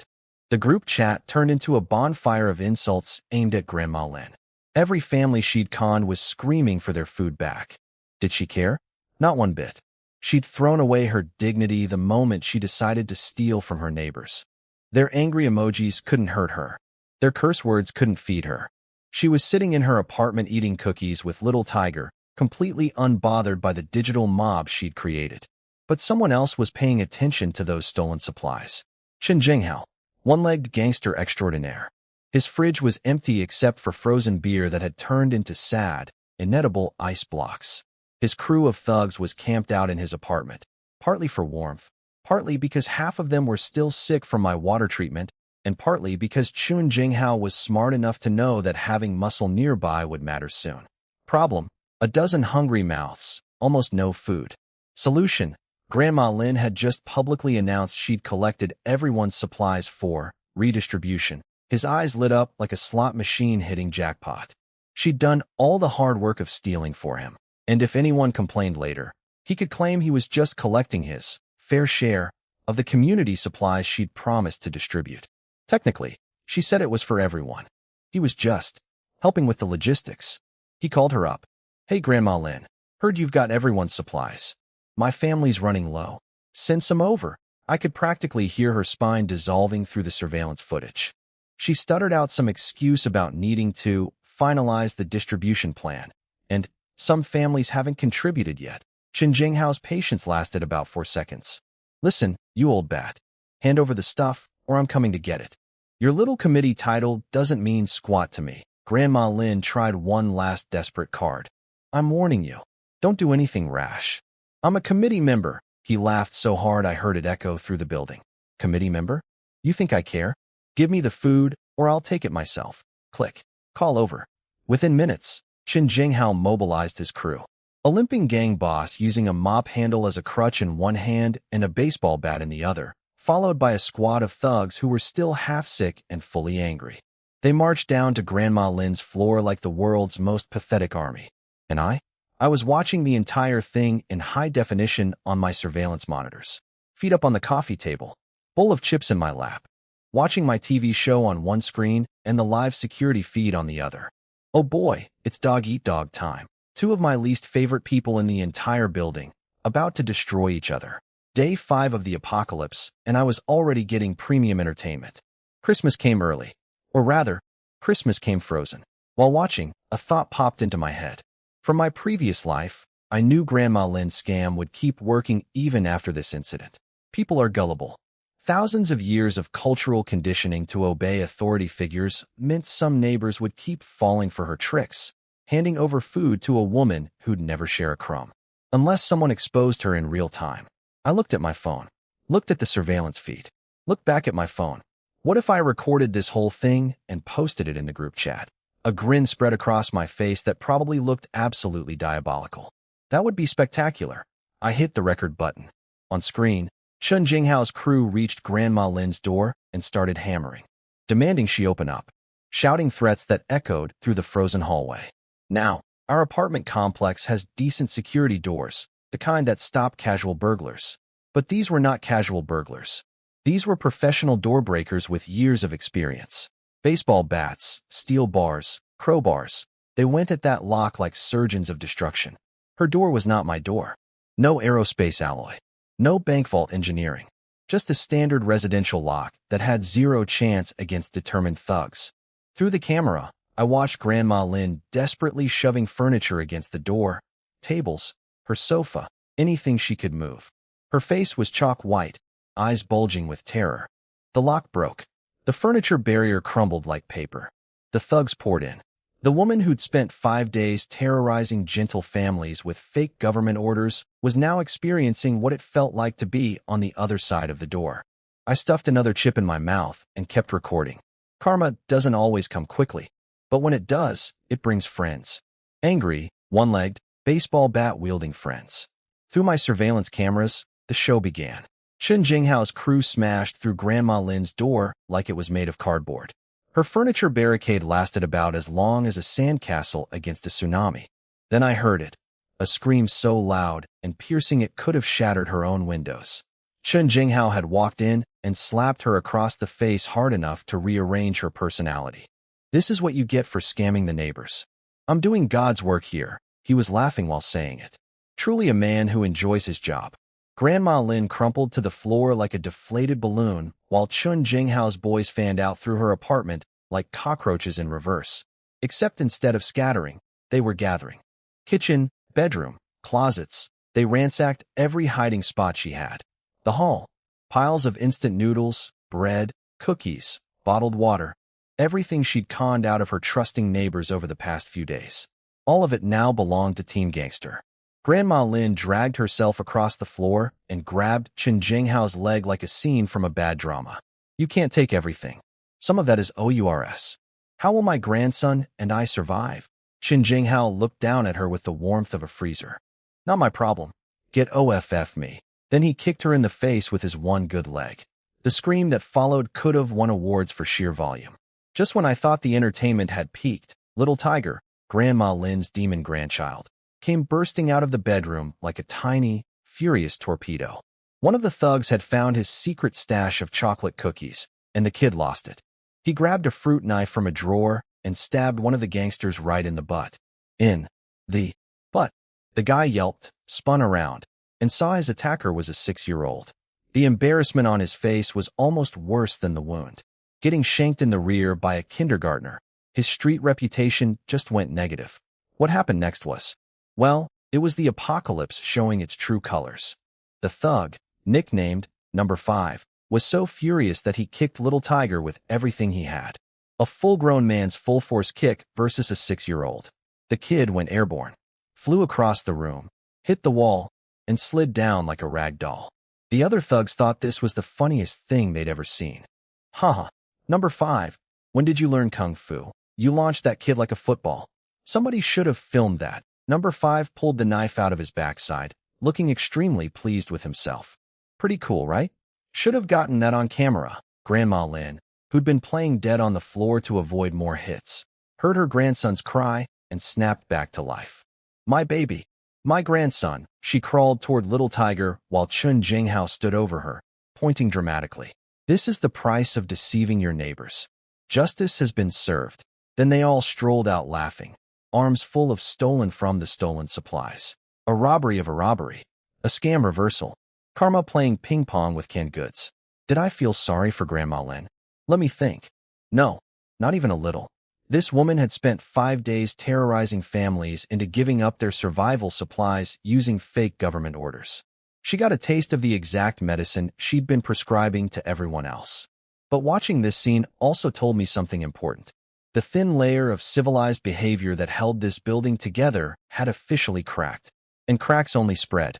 I posted the surveillance footage to the building group chat. The reaction was instantaneous celebration.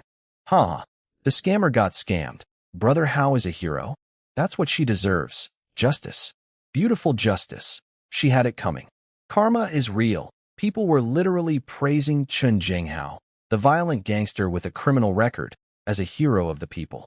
Some were even worried about him getting in trouble and offering advice on how to avoid consequences. I shook my head and smirked. These idiots were cheering for the wolf because it ate the fox. Not one of them stopped to think. If Chun Jinghao can kick down Grandma Lin's door today, he can kick down yours tomorrow. But honestly, most families still had supplies. The whole, "we're starving" act in the group chat was just everyone playing poor to avoid being targeted for sharing. This neighborhood was full of warehouse workers who brought home discounted goods regularly. A case of near-expired instant noodles, carefully rationed, could feed a family of 3 for 4 or 5 days. People were far from comfortable, but they weren't truly desperate yet. In my previous life, the building lasted a full month before the neighbors went feral enough to break down my door and eat me. The timeline was ticking, but the real chaos was still weeks away. I closed the group chat and pulled out an archery target from my pocket dimension, mounted it on the wall, grabbed my crossbow and compound bow, and started practicing. Safe house or not, I couldn't get lazy. Daily target practice was both survival training and entertainment. 2 birds, 1 arrow literally. As for gun practice, no need. I had a shooting club membership and knew how to use firearms. Marksmanship didn't need to be Olympic level. Just having a gun is 90% of the intimidation. Besides, I only had 100 bullets. Unlike arrows, those couldn't be reused. Every trigger pull needed to count. I knocked another bolt, aimed at the target, and let fly. Thunk. Dead center. The apocalypse was a nightmare for everyone else. For me, it was a staycation with target practice. But her real nightmare wasn't the bruises, it was Little Tiger. That full-force kick to a 6-year-old stomach had done serious internal damage. She was desperate, sobbing in the group chat, begging anyone and everyone for help. "Please, my grandson is innocent. He's just a child. Someone save him." The sympathy meter from the neighbors read approximately 0. How do we know this isn't another scam? We're not doctors. Can't help. If you hadn't stolen everyone's food, Qin Jinghao wouldn't have come after you. This is your fault. Grandma Lin was having a full breakdown. It's all my fault. I'll take all the blame. Just save my grandson. I'll kneel. I'll kowtow. Anything. Then a message appeared from someone I hadn't seen speak in the group before. Jokur. I can take a look at the child. No guarantees, though. The moment I read that name, a picture popped into my head. Tall, athletic build, long ponytail, cool, and distant personality. Jokur was a doctor at Tianhai City's First People's Hospital. In my previous life, she'd used her medical skills to save multiple people during the apocalypse. One of the genuinely good humans in this building. She rarely spoke in the group chat, but a dying child was enough to bring her out. Grandma Lin practically teleported her grandson to Jokur's apartment. Half an hour later, Grandma Lin was back in the chat, even more frantic. "Does anyone have blood-stopping medicine? Anti-shock drugs? Antibiotics? My grandson needs surgery. Please." Little Tiger's liver had ruptured from that kick. Jokur had done emergency first aid, but couldn't perform proper surgery without supplies. The neighbors responded with sympathetic silence. Nobody keeps surgical-grade medications at home. That's just not a thing normal people do. Qin Jinghao, classy as ever, popped in with, "You said you'd kowtow. You gonna do that through the phone screen?" Ha ha ha. The chat filled with laughing emojis. Humanity at its finest. Now, did I have those exact medications sitting in my pocket dimension? Absolutely. 5 crates of premium imported pharmaceuticals, including everything Jokur needed. Did I consider helping? For about half a second. Then I remembered. This woman scammed her neighbors, helped get me killed in my last life, and her grandson once tried to steal my chocolate while threatening to beat me to death. More importantly, exposing my medical supplies would be like painting a target on my forehead. And even if Little Tiger survived the surgery, a child with a ruptured liver wasn't making it through months of extreme cold without proper hospital care. Those drugs were staying right where they were, in my infinite pocket of preserved treasures, reserved for the one person whose survival actually mattered, me. Nobody helped. Jokur eventually posted that she'd stabilized Little Tiger temporarily, but he needed real hospital surgery to survive long-term. She also offered to help any resident with medical emergencies. The group chat instantly transformed into a Jokur fan club. Chun Jinghao, Su Hao, the same guys who'd never given her the time of day, were falling over themselves with compliments. "What an angel! A true healer. We're so lucky to have you." Funny how a doctor becomes everyone's best friend when dying becomes a real possibility. Fang Yuqing had been quiet for days. No messages, no flirty hints, nothing. She was probably sitting in her freezing apartment, clinging to her pride like it was a warm blanket, which it wasn't, because pride has zero thermal insulation value. I knew she'd come crawling back eventually. She just needed her vanity to run out before her food did. 1 week into the apocalypse. 7 days. For people huddled in freezing apartments with dwindling supplies, it felt like 7 years. The initial optimism was dead. Through the internet, while phones still had charge during brief power windows, everyone had learned the truth. This was a global catastrophe. Hundreds of thousands of years between events like this. Entire cities in the north buried under snow at -100 degrees. The government was still broadcasting encouragement, but nobody believed everything is under control anymore. Then things took an interesting turn. A mother named Xieli Mei on the 12th floor posted a message that changed everything. Does anyone have food left? My child and I haven't eaten in 2 days. I'll pay a high price. This was the spark. Up until now, food trades had happened at maybe 2 or 3 times normal prices. Expensive, but not insane. People still believed the blizzard would end soon and money would matter again. But supplies were running out. Fast. Food wasn't just food anymore. It was literally the difference between living and dying. Someone responded, I have a few packs of instant noodles, but the price is 1,000 yuan per pack. 1,000 yuan. For a pack of instant noodles that cost 3 yuan at the supermarket. A 333 times markup. The apocalypse economy had officially arrived. I leaned back, chin in hand, watching the chat like a stock trader watching the market open. Here we go. Things are about to get very interesting. Xieli Mei hesitated. 1,000 per pack was insane.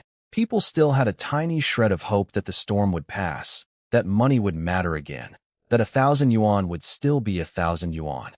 Someday. Then Su Hao, the spoiled rich kid who'd been sleeping with his girlfriend under a mountain of blankets, casually dropped a bomb in the chat. I'll pay 2,000 per pack. However many you have, I'll take all of them. 2,000 yuan. For instant noodles. And he wanted the entire supply.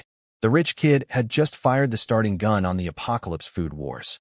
When a billionaire's son starts panic buying noodles at 600 times retail price, the market doesn't just shift, it explodes. I watched the chat reactions ripple in real time. Shock, anger, desperation, greed, all competing for screen space. I smiled and reached into my pocket dimension for a snack. Something from the 5-star hotel, I think. Maybe some lobster. The Hunger Games had officially begun, and I had the best seat in the house. 2,000 for instant noodles? Am I reading this right? Stop driving prices up. You're scaring people. Someone sent a shaky voice message. The blizzard will end, right? There's no need for this, right? The trembling in his voice said everything his words were trying to hide. Another guy tried to play it cool. Haha, 2,000 for noodles? What is this, the zombie apocalypse? It's just a big snowstorm. Winter came early. That's all. No need to panic. I chuckled at my phone. Zombie apocalypse? Please. Zombies are a downgrade from this. You can fight zombies. You can outrun zombies. You cannot outrun a planet-wide ice age that drops temperatures 100 degrees in one night. Zombies wish they were this scary. Suhao was playing it cocky in the chat. I've got money and I want to spend it. Selling? Message me privately. Not selling? Whatever. I don't care. He was pretending not to care. But I could read him like a book. A rich kid offering 600 times retail for instant noodles isn't shopping. He's panicking. Behind the arrogant words was a man who'd realized that his family's billions couldn't order him a single delivery meal. His credit cards were now worth less than the plastic they were made of. Welcome to the apocalypse, rich boy. Then things got sad. Xieli Mei, a young mother on the 12th floor, was begging in the chat. How can you do this? My family has no food. I need to feed my baby. I'm trying to buy supplies to survive. Suhao didn't even flinch. I'm not stealing from you. I'm just offering more money. People can sell to whoever they want. Free market, baby. Xieli Mei broke down crying in the group chat. Please help us. My daughter is only 9 months old. Without food, I have no breast milk. We're going to starve. The chat went dead silent. Not one response. Not one. Hang in there. Not even a sad emoji. Why? Because Suhao was offering 2,000 per pack, and Xieli Mei could only offer 1,000. Average monthly salary in this city was 5,000 yuan. Who's going to sell their survival food at half price to a stranger when a rich kid is waving double the money? People were already sliding into Su Hao's DMs, cutting deals left and right. The invisible hand of the market was slapping the poorest members of the building right in the face. Xieli Mei kept crying, kept begging. Nobody responded. Because the moment you show sympathy, she latches on. Everyone knew this. So they stayed silent, scrolling past her messages like she was an ad they couldn't skip. Now, I had a memory of this woman from my previous life. She always played the helpless single mother card. Weak, fragile, desperate.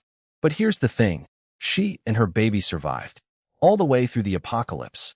While tougher, stronger people died around her, this supposedly helpless woman kept going. That doesn't happen by accident. Behind that crying mother routine was someone considerably more calculating than she let on. And when the mob came for me in my previous life, she almost certainly got her share of my supplies too. Pink things look innocent on the outside. Cut them open and they're dark inside. I kept my mouth shut and my supplies invisible. Saving a stranger's baby sounds heroic until you realize that heroism in the apocalypse gets you killed and eaten. Eventually, good old Uncle Yu, because of course it was Uncle Yu, couldn't take it anymore and offered to share some of his food with Xieli Mei. She thanked him with tears and promises of eternal gratitude. Through my cameras, I watched Su Hao successfully buy supplies from multiple neighbors with cold, hard cash. Not a huge amount, but enough for him and his girlfriend to last a few more weeks. I smirked. That's the last time money will work in this building. Soon enough, people would realize that cash was becoming wallpaper. When your last pack of noodles is the only thing keeping you alive, no amount of zeros on a bank transfer matters. Su Hao was spending the final currency of a dying civilization. And every neighbor who sold their food for his money, they'd be kicking themselves raw when they realized they'd traded survival for fancy toilet paper. The ripple effect was immediate and devastating. Su Hao's 2,000 yuan purchase set a psychological price floor. Suddenly, everyone in the building, across all 25 units in the complex, understood exactly how scarce food had become. Friends who'd been sharing snacks last week now clutched their supplies like dragons guarding gold. Best buddies who'd split a pack of crackers on day 2 were now lying through their teeth. Sorry, man. We're totally out. Generosity died. Sharing died. Trust died. 2,000 yuan killed them all. Day 10 of the apocalypse. Over at Feng Yuqing and Lin Caning's apartment, the situation had reached critical mass. Their food was almost gone. The supplies Zhou Peng the simp had delivered were nearly finished. Their own purchases from the supermarket trip, gone. At current consumption rates, they had maybe 1 week before starvation. 2 women who'd spent their entire adult lives eating at restaurants, ordering delivery, and getting men to pay for everything were now sitting on a couch wrapped in blankets, faces pale and gaunt, staring at their last package of compressed biscuits like it was the Holy Grail. Lin Caning looked at the crackers. Yuqing, this is our last pack. Feng Yuqing's eyes were filled with genuine suffering. In her previous life, well, her life before the apocalypse, she wouldn't have let these dry, tasteless bricks anywhere near her delicate throat. Now, she was eating every last crumb, licking her fingers, picking bits off the floor, and putting them in her mouth. The goddess had fallen. The green tea princess was eating floor crumbs. And somewhere on the 24th floor, a man in pajamas was eating 5-star hotel cuisine on a warm sofa, watching it all unfold on his surveillance monitors. I'd say I felt bad, but that would be the biggest lie since the blizzard will pass soon. Meanwhile, in the freezing apartment of my 2 favorite scam artists, a crisis meeting was underway. Lin Caning delivered the inventory report like a CEO announcing bankruptcy. We have 5 packs of dry snack noodles, 3 bags of instant noodles, and half a bottle of chili sauce. The steamed buns and dried noodles are gone. That's it. That's the whole empire. Feng Yuqing grabbed her head like it was about to explode. Dry snack noodles? Those don't even fill you up. They're a snack, not a meal. Lin Caning stared at her hard. Yuqing, what if the snow never stops? Feng Yuqing slowly turned to look out the window. Through the ice crystals forming on the glass, snowflakes were still falling. 10 days straight. Not 1 second of pause. The second floor was completely buried. The streets outside were dead. No snowplows, no rescue vehicles, no sign of civilization whatsoever. She broke down crying. What are we going to do? We're going to starve. Lin Caning, ever the practical strategist of desperation, went down the list. What about Zhou Peng? Does he have anything left? Fang Yuqing shook her head. I already squeezed him dry. Literally not a drop left. I even pretended I'd be his girlfriend. His last 2 packs of noodles, his final food, he gave them to me. The man looks like a walking skeleton now. He's got nothing. She'd extracted every molecule of value from that man and tossed the empty husk aside like a used napkin. The simp had been fully juiced. Operational capacity, 0. Lin Caning clenched her fists. There has to be someone else. We're pretty. If we just put ourselves out there, some man will. Fang Yuqing cut her off with a look. Are you stupid? Everyone's treating food like it's their own blood right now. Even if some guy thinks we're attractive, he's not going to trade survival for a date. And in this cold, even if we offered ourselves for free, they'd probably be too frozen to do anything about it. What Lin Caning didn't know was that Fang Yuqing had already tried the beauty for food strategy. Secretly, she'd attempted to trade her considerable charms for supplies from various men in the building. The results were not great. She had standards, you see. Even during the apocalypse, the man had to be at least 185 centimeters tall. Government job preferred. Monthly income of 50,000 yuan minimum. Only then would she consider the transaction. She got rejected by a 60-year-old grandpa who told her, and I quote, "If you'd come half a month earlier, I might have still had it in me. But now, ship has sailed, sweetheart." The apocalypse's most picky gold digger, turned down by a senior citizen. If there was ever a moment that perfectly captured the fall of civilization, that was it. Lin Caning was panicking. Her backup plan of using her looks as a survival tool had also hit a wall made of extreme cold and male disinterest. Turns out -60 degrees is the world's most effective mood killer. Then a light bulb flickered on behind her desperate eyes. Wait, Yuqing, don't you still have one more simp? You're forgetting someone, of course.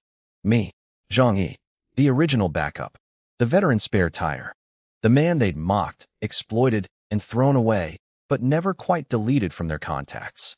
Fang Yuqing's face hardened like the ice outside. That jerk. Unless he comes to my door on his knees begging for forgiveness, I will never contact him first, still clinging to the goddess act, still maintaining the too good for him posture, still acting like a queen while sitting on a frozen couch eating floor crumbs from a cracker packet. The dedication to the role was almost admirable. If I go to him, it destroys my image. How will I attract a rich husband in the future? Future rich husband. She was planning her dating strategy for after the apocalypse. In -60 degrees, with 5 packs of snack noodles to her name. The optimism was genuinely breathtaking. Lin Caning switched to persuasion mode. Think about it. Zhang Yi stockpiled a tion of food before this started. Even after 10 days, he's got way more than anyone else. One word from you, and he'll sprint to deliver everything. He's been chasing you for 2.5 years. All you have to do is smile, and he'll catch fire again. She leaned in with her signature scheming grin. That's what spare tires are for. You pull them out when you need them, ride them until they're flat, then put them back in the trunk. Just give him a tiny bit of hope, reignite that flame, and he'll hand over everything he has. Fang Yuqing's expression wavered. The words, stockpiled food, and, more than anyone else, were working on her brain like a crowbar on a locked door. Her pride said no. Her stomach said yes, please. The battle between vanity and hunger was about to reach its climax. And I was sitting 24 floors up, completely unaware of this conversation, but absolutely prepared for it, with my door locked, my crossbow loaded, and my sympathy dial turned firmly to 0. Come on over, ladies. Knock on the bank vault. See what happens. Fang Yuqing's pride finally lost the war against her stomach. Hunger, 1. Vanity, 0. My phone dinged. I looked down and saw her name. The smirk that crossed my face could have powered a small city. I pressed play on the voice message and was immediately hit with the most weaponized baby voice in human history. Zhang Yi, Yumine, you haven't talked to me in so long. You're so bad. I didn't mean what I said before. I felt bad right away. But I'm a girl, you know? Girls can't make the first move. You're supposed to chase me. You dummy. Peak green tea technology. Maximum cuteness deployment. Every syllable calibrated to make a man's knees weak and his wallet open. In my previous life, this exact voice had turned me into a mindless love zombie. And honestly, Even now, knowing she's a backstabbing murderer who wanted to boil my ribs for soup, hearing that sugary voice made my bones tingle a little. I had to physically bite down to snap out of it. This woman was dangerous. Not like a knife is dangerous, like quicksand is dangerous. Sweet, soft, and deadly. I typed back, been sick lately. Too tired to check my phone. She immediately went into concerned girlfriend mode. Sick? Did you catch a cold? Please stay warm. Nah, it's heat exhaustion. Dead silence on her end. I could practically hear her brain short-circuiting. Heat exhaustion. In negative 60 degrees. When she and Lynn Canning were huddled together under blankets, unable to feel their own faces. Heat. Exhaustion. Zhang Yi. Stop joking. How could you possibly get heat exhaustion in this weather? I sent a casual reply. Cold. Really? I have a fireplace. My apartment is so hot it's annoying. I think I fell asleep too close to the fire the other night. Then I took a photo. Angled it perfectly, my bare legs stretched toward the roaring fireplace, flames dancing beautifully. And, accidentally, captured in the frame. A coffee table overflowing with snacks, plus the remains of lamb chops and chicken drumsticks I'd been snacking on. Sent. If the previous food photos were jabs, this one was a knockout uppercut. Fong Yuqing's eyes went so wide they nearly fell out of her skull. A fireplace. In the South, where nobody owns a fireplace because winters are mild. While she'd been freezing so badly that she and Lynn Canning had burned a chair for 10 minutes of warmth and cried actual tears from the brief heat. This man had a permanent, roaring, wood-burning fireplace, keeping his apartment tropical. She stared at that photo like a starving person looking through a bakery window. The fire, the food, the bare legs of a man, so warm he couldn't be bothered to wear pants. Lynn Canning shoved her head into frame. One look at the photo, and she screamed. Is this photoshopped? Nobody can be living like this right now. This is paradise. Fong Yuqing's gold digger instincts kicked into overdrive. Wait, how is he living this well? Everyone else is freezing and starving. Maybe these photos are all fake. Genius idea. Video call. Can't Photoshop a live feed. My phone lit up with the video request. I grinned. Oh, she wanted to see? Let her see. Let her see everything. I accepted the call. The screen split into two worlds. On MY's side, freshly exercised, shirtless, lounging on my sofa like a Roman emperor. Bright lights everywhere. Gym equipment visible behind me. And in the kitchen, casually arranged as if I didn't even care, boxes of dried scallops, fish maw, abalone, premium instant noodles, jars of caviar, and tins of truffle. Just sitting there. Like groceries. Like it was nothing. To me, this stuff was casual snack food. Background decoration. The equivalent of a bag of chips on a college student's desk. On their side, two ghost-like women wrapped in thick blankets, faces pale and drawn, no makeup because cosmetics freeze below -40. Fong Yuqing, the woman I'd chased for 2.5 years, the goddess I'd worshipped, looked ordinary. Maybe a 6 out of 10 on a generous day. Years of professional makeup had been doing heavy lifting. Without it, the magic was gone. I mentally kicked my past self. All that time, all that effort, all that devotion, for a 6? I'd been scammed by Asian cosmetics wizardry for years. Embarrassing. Truly embarrassing. The two women didn't notice my disappointed expression. Their eyes were too busy scanning every pixel of my apartment like security cameras on overdrive. Bare chest equals room temperature is warm. Tropical warm. Swimsuit warm. Bright lights equals he has power. Real, continuous, unlimited power. While they got 1 hour of electricity per day and weren't even allowed to run heaters during that hour. Kitchen full of premium food equals this man isn't just surviving. He's feasting. Abalone. Caviar. Truffle. While they were fighting over cracker crumbs. Their eyes were literally glowing green. Two hungry wolves staring at a lamb. Except in this case, the lamb was behind a bank vault door with crossbows and guns, so the wolves were going to have to use their words. The video call that was supposed to expose my fake photos had just confirmed that every single picture I'd sent was real. And the reality was even more outrageous than the photos suggested. I could see it happening in real time. Behind Fong Yuqing's desperate eyes, a complete strategy recalculation was taking place. Zhang Yi wasn't a broke warehouse supervisor anymore. Zhang Yi was the richest, most comfortable, most valuable man in the entire building. Maybe the entire city. The spare tire had just become the main engine. And the goddess? The goddess was about to start begging. I leaned back, perfectly relaxed, and waited for the show to begin. I decided to twist the knife a little. You two look like you've lost weight. Congratulations, the fury in their eyes. They didn't choose to lose weight. They were being starved into it. 1 pack of instant noodles per day, rationed like wartime soldiers. And this guy is congratulating them like they joined a fitness program. Lin Caning couldn't stop staring at my kitchen, throat bobbing up and down like a piston. Zhang, how do you have so much food? Is that from when we all went shopping together? I glanced over my shoulder at the kitchen like I'd forgotten it existed. Oh, that stuff? Just junk food. I eat it when I'm too lazy to cook a real meal. Barely touch it usually. Junk food. I called boxes of dried scallops, abalone, fish maw, caviar, truffle, and premium instant noodles junk food. Meanwhile, in their building's group chat, a single pack of regular noodles was selling for 2,000 yuan. I was basically sitting on a dragon's hoard of treasure and calling it garbage. Their throats kept swallowing involuntarily. I watched in quiet satisfaction, saying nothing, just enjoying the view of 2 professional gold diggers realizing that the man they dismissed as a boring middle-class backup was now living better than any billionaire on the planet. Fang Yuqing switched to maximum charm mode. The voice went up an octave. The eyes got bigger. The lip did that little pout thing. Zhang Gij, your home is so amazing. You're so smart for preparing like this. I really admire you, Gij. She called me Gij, big brother, in the flirtiest possible way. In 2.5 years of me chasing her, she'd never once used that word. Now it was rolling off her tongue like honey because my kitchen had abalone in it. Your apartment looks so warm. How come your lights are on when there's no electricity?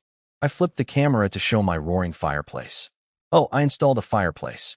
It's actually too hot in here. Kind of annoying. Then, and this was my masterpiece, I added, by the way, is it really that cold outside? I haven't left my apartment in 10 days. I genuinely don't know what it's like out there. I genuinely don't know. As if I hadn't been reading the group chat every single day watching people describe their apartments hitting -50. As if I hadn't seen the news about global catastrophe. As if I was just a confused rich guy wondering why everyone seemed upset. They were seething. But what could they do? The man had the fireplace, the food, and the absolute audacity. You can't argue with someone who has all 3. Fang Yuqing deployed her ultimate weapon. Doe eyes, pouty lips, trembling voice. Zhang Gij, you're so amazing. Could I maybe come visit you? I haven't seen you in so long. I miss you so much. She was positive this would work. This move had a 100% success rate on every simp she'd ever targeted. One flutter of the eyelashes and men would sell their kidneys to make her comfortable. Zhang had chased her for 2.5 years. Surely one, I miss you, would crack him like an egg. Her plan was simple. Get through the door, then use her skills to make herself impossible to kick out. Give him just enough attention to keep him hooked. Become a permanent resident of Paradise Apartment. Easy. What she didn't account for was that the man on the other end of this video call had literally been murdered because of her in his previous life. The rose-tinted glasses weren't just off. They'd been smashed, burned, and thrown into the pocket dimension. Looking at her without makeup, without filters, without the goddess lighting of a carefully curated social media presence, she was maybe a 6. Maybe. I'd spent 2.5 years worshipping a 6 because she was good at eyeliner and baby talk. The shame was almost physical. I leaned back on my sofa, rested my chin on my hand, and said in the laziest voice possible, "It's really cold outside. You should just stay home and rest. Don't go running around. I mean, I don't personally know how cold it is. But judging from how you two look, it's probably pretty bad out there." Both of them froze. Not from the cold this time, from pure shock. Fang Yuqing's face went through confusion, disbelief, and a hint of existential crisis. She'd just been rejected. Her, the goddess, the woman who'd had men lining up to carry her groceries. Rejected by her own backup plan. She scrambled to recover. Squeezed out another smile. Bigger pout. More sparkle in the eyes. Zhang Gij, don't tease me. You used to be so nice to me. I just want to visit. Nothing weird, I promise. Any other man would have caved. The combination of pretty face plus begging plus, I miss you, was a biological weapon against male willpower. But I had immunity. The vaccine was called. She got me killed and tried to make soup from my bones. I smiled and delivered the final blow. Funny. Every time I invited you to my place before, you always said no. We're both single. People will talk. It wouldn't look right. Remember that. I think you were absolutely correct. We should keep our distance. Wouldn't want anyone gossiping. Her own words. The exact excuses she'd used for 2 years to keep me at arm's length while she enjoyed my attention, my gifts, and my devotion, without ever giving anything back. Every rejected dinner invitation. Every, let's not rush things. Every, what would people think? I served them all back to her on a silver platter, still warm. The look on her face was worth more than everything in my pocket dimension. Fang Yuqing wasn't giving up. The woman had more persistence than a telemarketer on commission. I was just looking out for you back then. Don't be so petty, Zhang Yigij. She bit her lip and somehow, in -60 degrees, managed to produce a blush on her cheeks. I'll come over and massage your shoulders. Rub your legs. I'll admit it. Internally I screamed. What? The acting was so convincing I almost believed she'd graduated from the Beijing Film Academy. Producing a shy maiden blush in a frozen apartment while wrapped in 3 blankets? That's not flirting. That's sorcery. Give this woman a trophy. Give her 10 trophies. She deserved every Oscar ever manufactured. But my immune system was fully operational. That's totally inappropriate. We're not boyfriend and girlfriend. I'm a traditional man. Her face twitched. I could see the mental blue screen of death happening behind her eyes. She was offering herself on a platter, and I was playing the virgin card? In the apocalypse? She decided to go nuclear. Forget subtlety. Forget hints. Full confession mode. Lin Canning sitting right there be damned. Zhang Yigij. The truth is, I've always had feelings for you, being boyfriend and girlfriend. It's definitely something we could consider. After all, spending time together makes feelings grow, right? She covered her face with her hands, peeking through her fingers. I can't believe I'm saying this. You're making me say it out loud. The shy peek. The trembling voice. The, accidentally, revealing confession. If manipulation was an Olympic sport, this woman would have broken world records. 10 years of green tea training, distilled into one perfectly crafted moment. For exactly 0.3 seconds, a thought crossed my mind. Should I let her in? Not out of feelings, purely for recreational purposes. She did chase me away for 2 years. Maybe one night of, brain override. Denied. This was the apocalypse. Opening my fortress door for anyone was a survival risk. This woman had literally orchestrated my death in my previous life. Letting her inside because she batted her eyelashes would be the stupidest decision since the captain of the Titanic said, full speed ahead, being alive beats everything. I leaned toward the camera with my most condescending smile. Fang Yuqing, I think there's been a misunderstanding. I spread my hands casually. Sure, we had a nice friendship. But, I moved my face closer to the camera, grinning. You don't actually think I liked you, do you? Boom. If words were weapons, that sentence was a thermonuclear warhead aimed directly at the foundation of her entire identity. For a woman who built her life on the belief that every man within a 5-mile radius was secretly in love with her, being told, I was never into you, was the equivalent of pulling the floor out from under her feet while she stood on the 100th floor. Her face went white. Next to her, Lin Canning's eyes flickered with barely concealed delight, because nothing makes a best friend happier than watching the pretty friend get humiliated. Sisterhood is beautiful. What do you mean? You chased me for 2 years. I laughed. Actually laughed. Right in the camera. Don't flatter yourself. You're cute, sure. But dating you? I was just having fun. With my looks, my apartment, my savings, and my job. You think I'd have trouble finding a girlfriend in this city? Please, the real question is, where did you get the confidence to think I was desperately pursuing you? Every word landed like a slap. I wasn't even lying. On paper, pre-apocalypse Zhang Yi was a catch. Local resident, homeowner, 6-figure savings, stable career, tall and handsome. The only reason I'd been her backup was because old me was too naive to realize he was being played. But I wasn't done. Not even close. Let's be real. Drop the innocent princess act. You're a gold digger. That's your whole thing. Chasing rich kids, trying to marry into money. You think wealthy guys can't see through that? Her eyes went wide. Want to know something fun? In the rich kid circles of this city, you're famous. You chased this young master 1 week, that young master the next. They all played with you for a few days and moved on. But you actually thought you had a shot at being their wife? I paused for dramatic effect. Know what they call you behind your back? The public bus. The communal charging port. Silence. The kind of silence that follows an explosion, where the shockwave has passed, but your ears haven't started working again yet. Fong Yuqing's face was so pale, she looked like a ghost. Her body was shaking, and this time it was not from the cold. Every carefully constructed layer of her goddess persona had just been ripped off like wallpaper, exposing the bare, ugly wall underneath. Zhang Yi, shut your mouth, I smirked one final time. What? I'm just stating facts. Everything I said, you did. Getting angry at the mirror doesn't change your reflection. Click. Call ended. Blocked.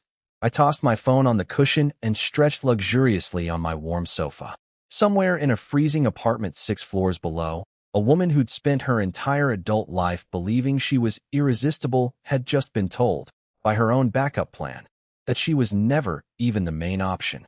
The goddess fantasy was dead. The spare tire had refused to be mounted. And the green tea princess was going to spend the rest of her evening replaying every word I said while eating her last pack of dry snack noodles in the dark. I grabbed my compound bow, aimed at my practice target, and let an arrow fly. Thunk. Bullseye. Best video call of my life. She sent me a tsunami of angry voice messages afterward. Didn't bother listening to a single one. Why would I argue with someone who'll be frozen solid in a few weeks? Getting angry at a dead woman walking is a waste of perfectly good emotions. Instead, I laughed. Hard. The kind of laugh that echoes off aerospace alloy walls and feels absolutely magnificent. To celebrate my victory, I went to the kitchen and pulled out a bottle of Romani Conti.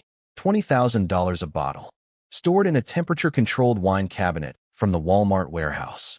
I only had a few dozen cases of this stuff, so I saved it for special occasions. Today qualified. I set up a dinner spread that would make a Michelin restaurant weep with jealousy. French baked escargot, tomahawk steak, Nanjing salted duck, and, just because I could, a dish called stargazy pie, with fish heads poking out of pastry, all paired with my 200,000 yuan wine. Rules of dining? Etiquette? Food pairing conventions? Dead. All dead.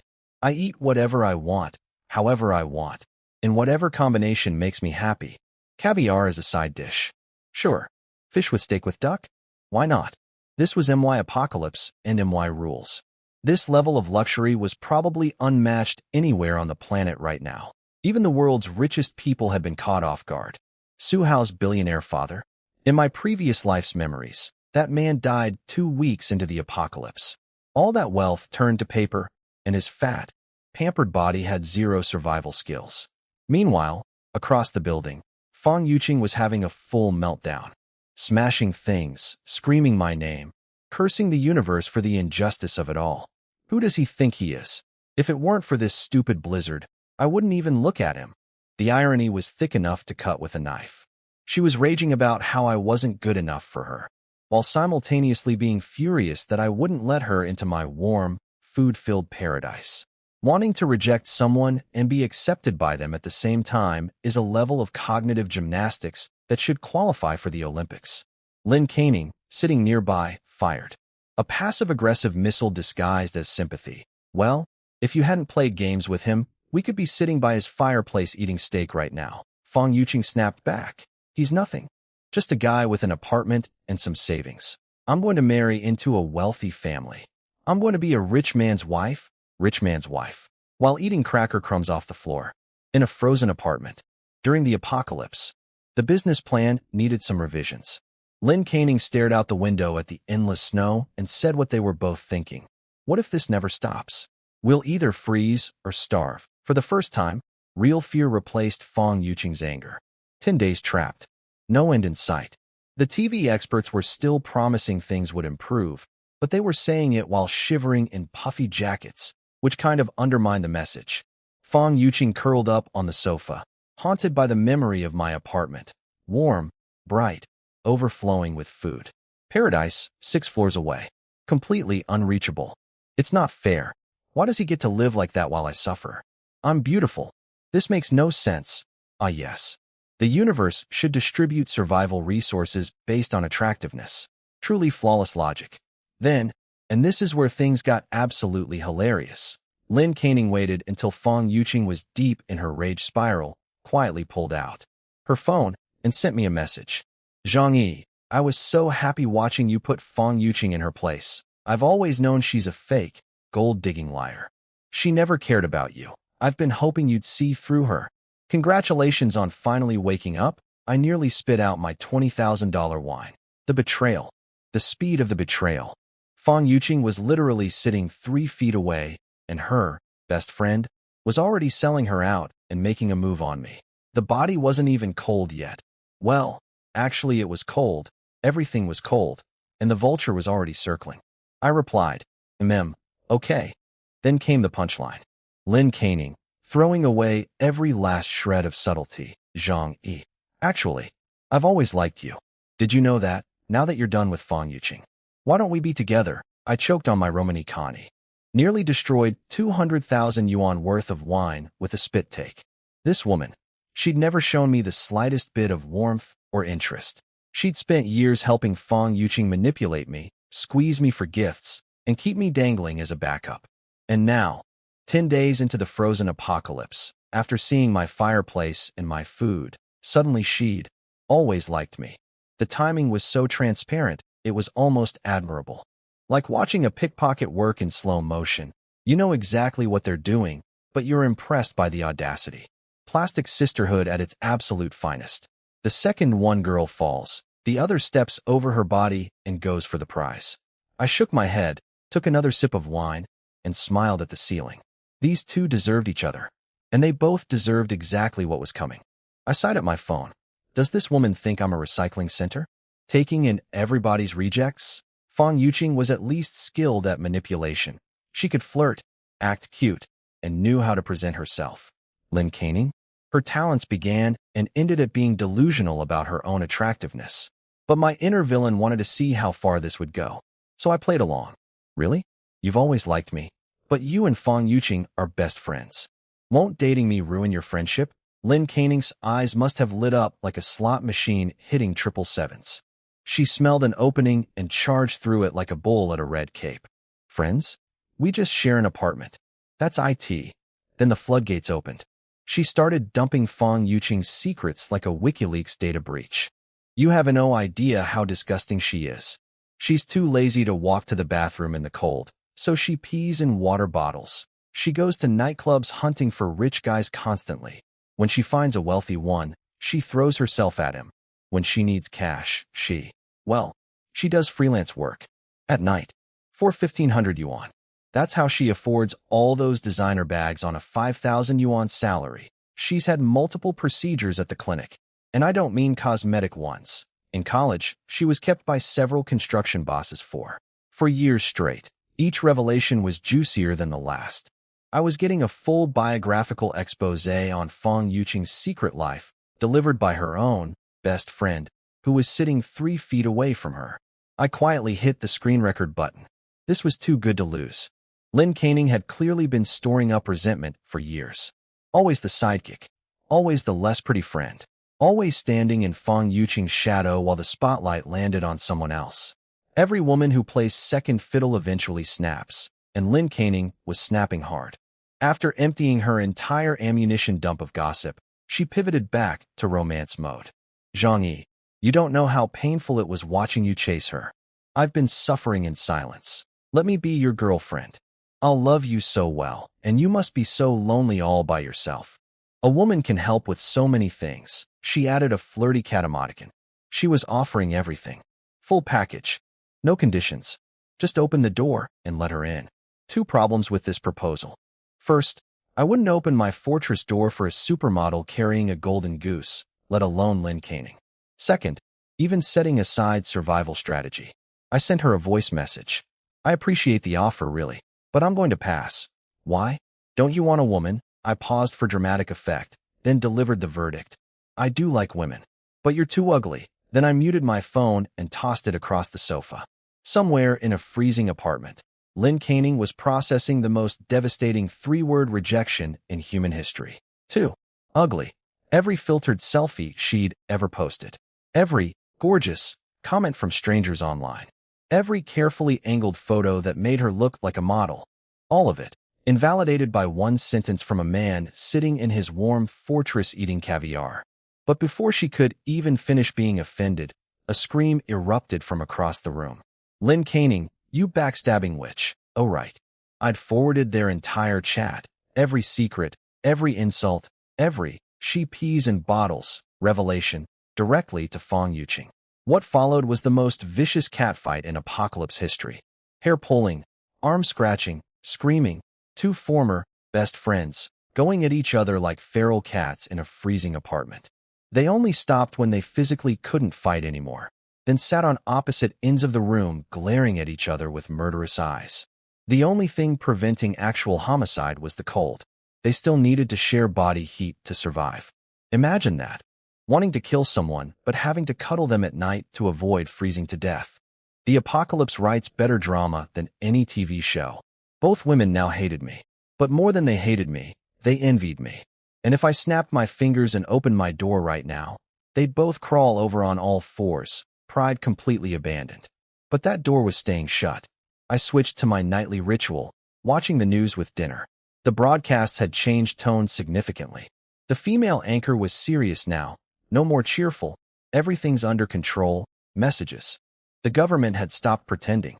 Power will be supplied daily from 1 p.m. to 2 p.m. Small appliances only. No heaters. No air conditioning. Conserve energy, 1 hour of electricity per day. Sometimes less, some days only 10 or 15 minutes. And this was apparently the best they could manage. But what caught my attention wasn't the content. It was the delivery. The anchor's voice was grim. The reassuring language was gone. This meant the government had officially given up on hiding how bad things really were. When you stop sugarcoating, it means you've accepted that people need to start saving themselves. I opened my phone. Every group chat had exploded. Rage, despair, crying, and, of course, more food trading. Instant noodles had gone from 2,000 yuan 2 days ago to 5,000 per pack. 5,000 yuan for noodles that used to cost 3 yuan. A 1,667 times markup. And people were still selling because they thought money would matter again someday. The greed was almost impressive. The world is literally ending. Cash will be worthless within days, and they're trading survival food for colorful paper. It's like selling your lifeboat because someone offered you a nice painting. I said nothing, posted nothing.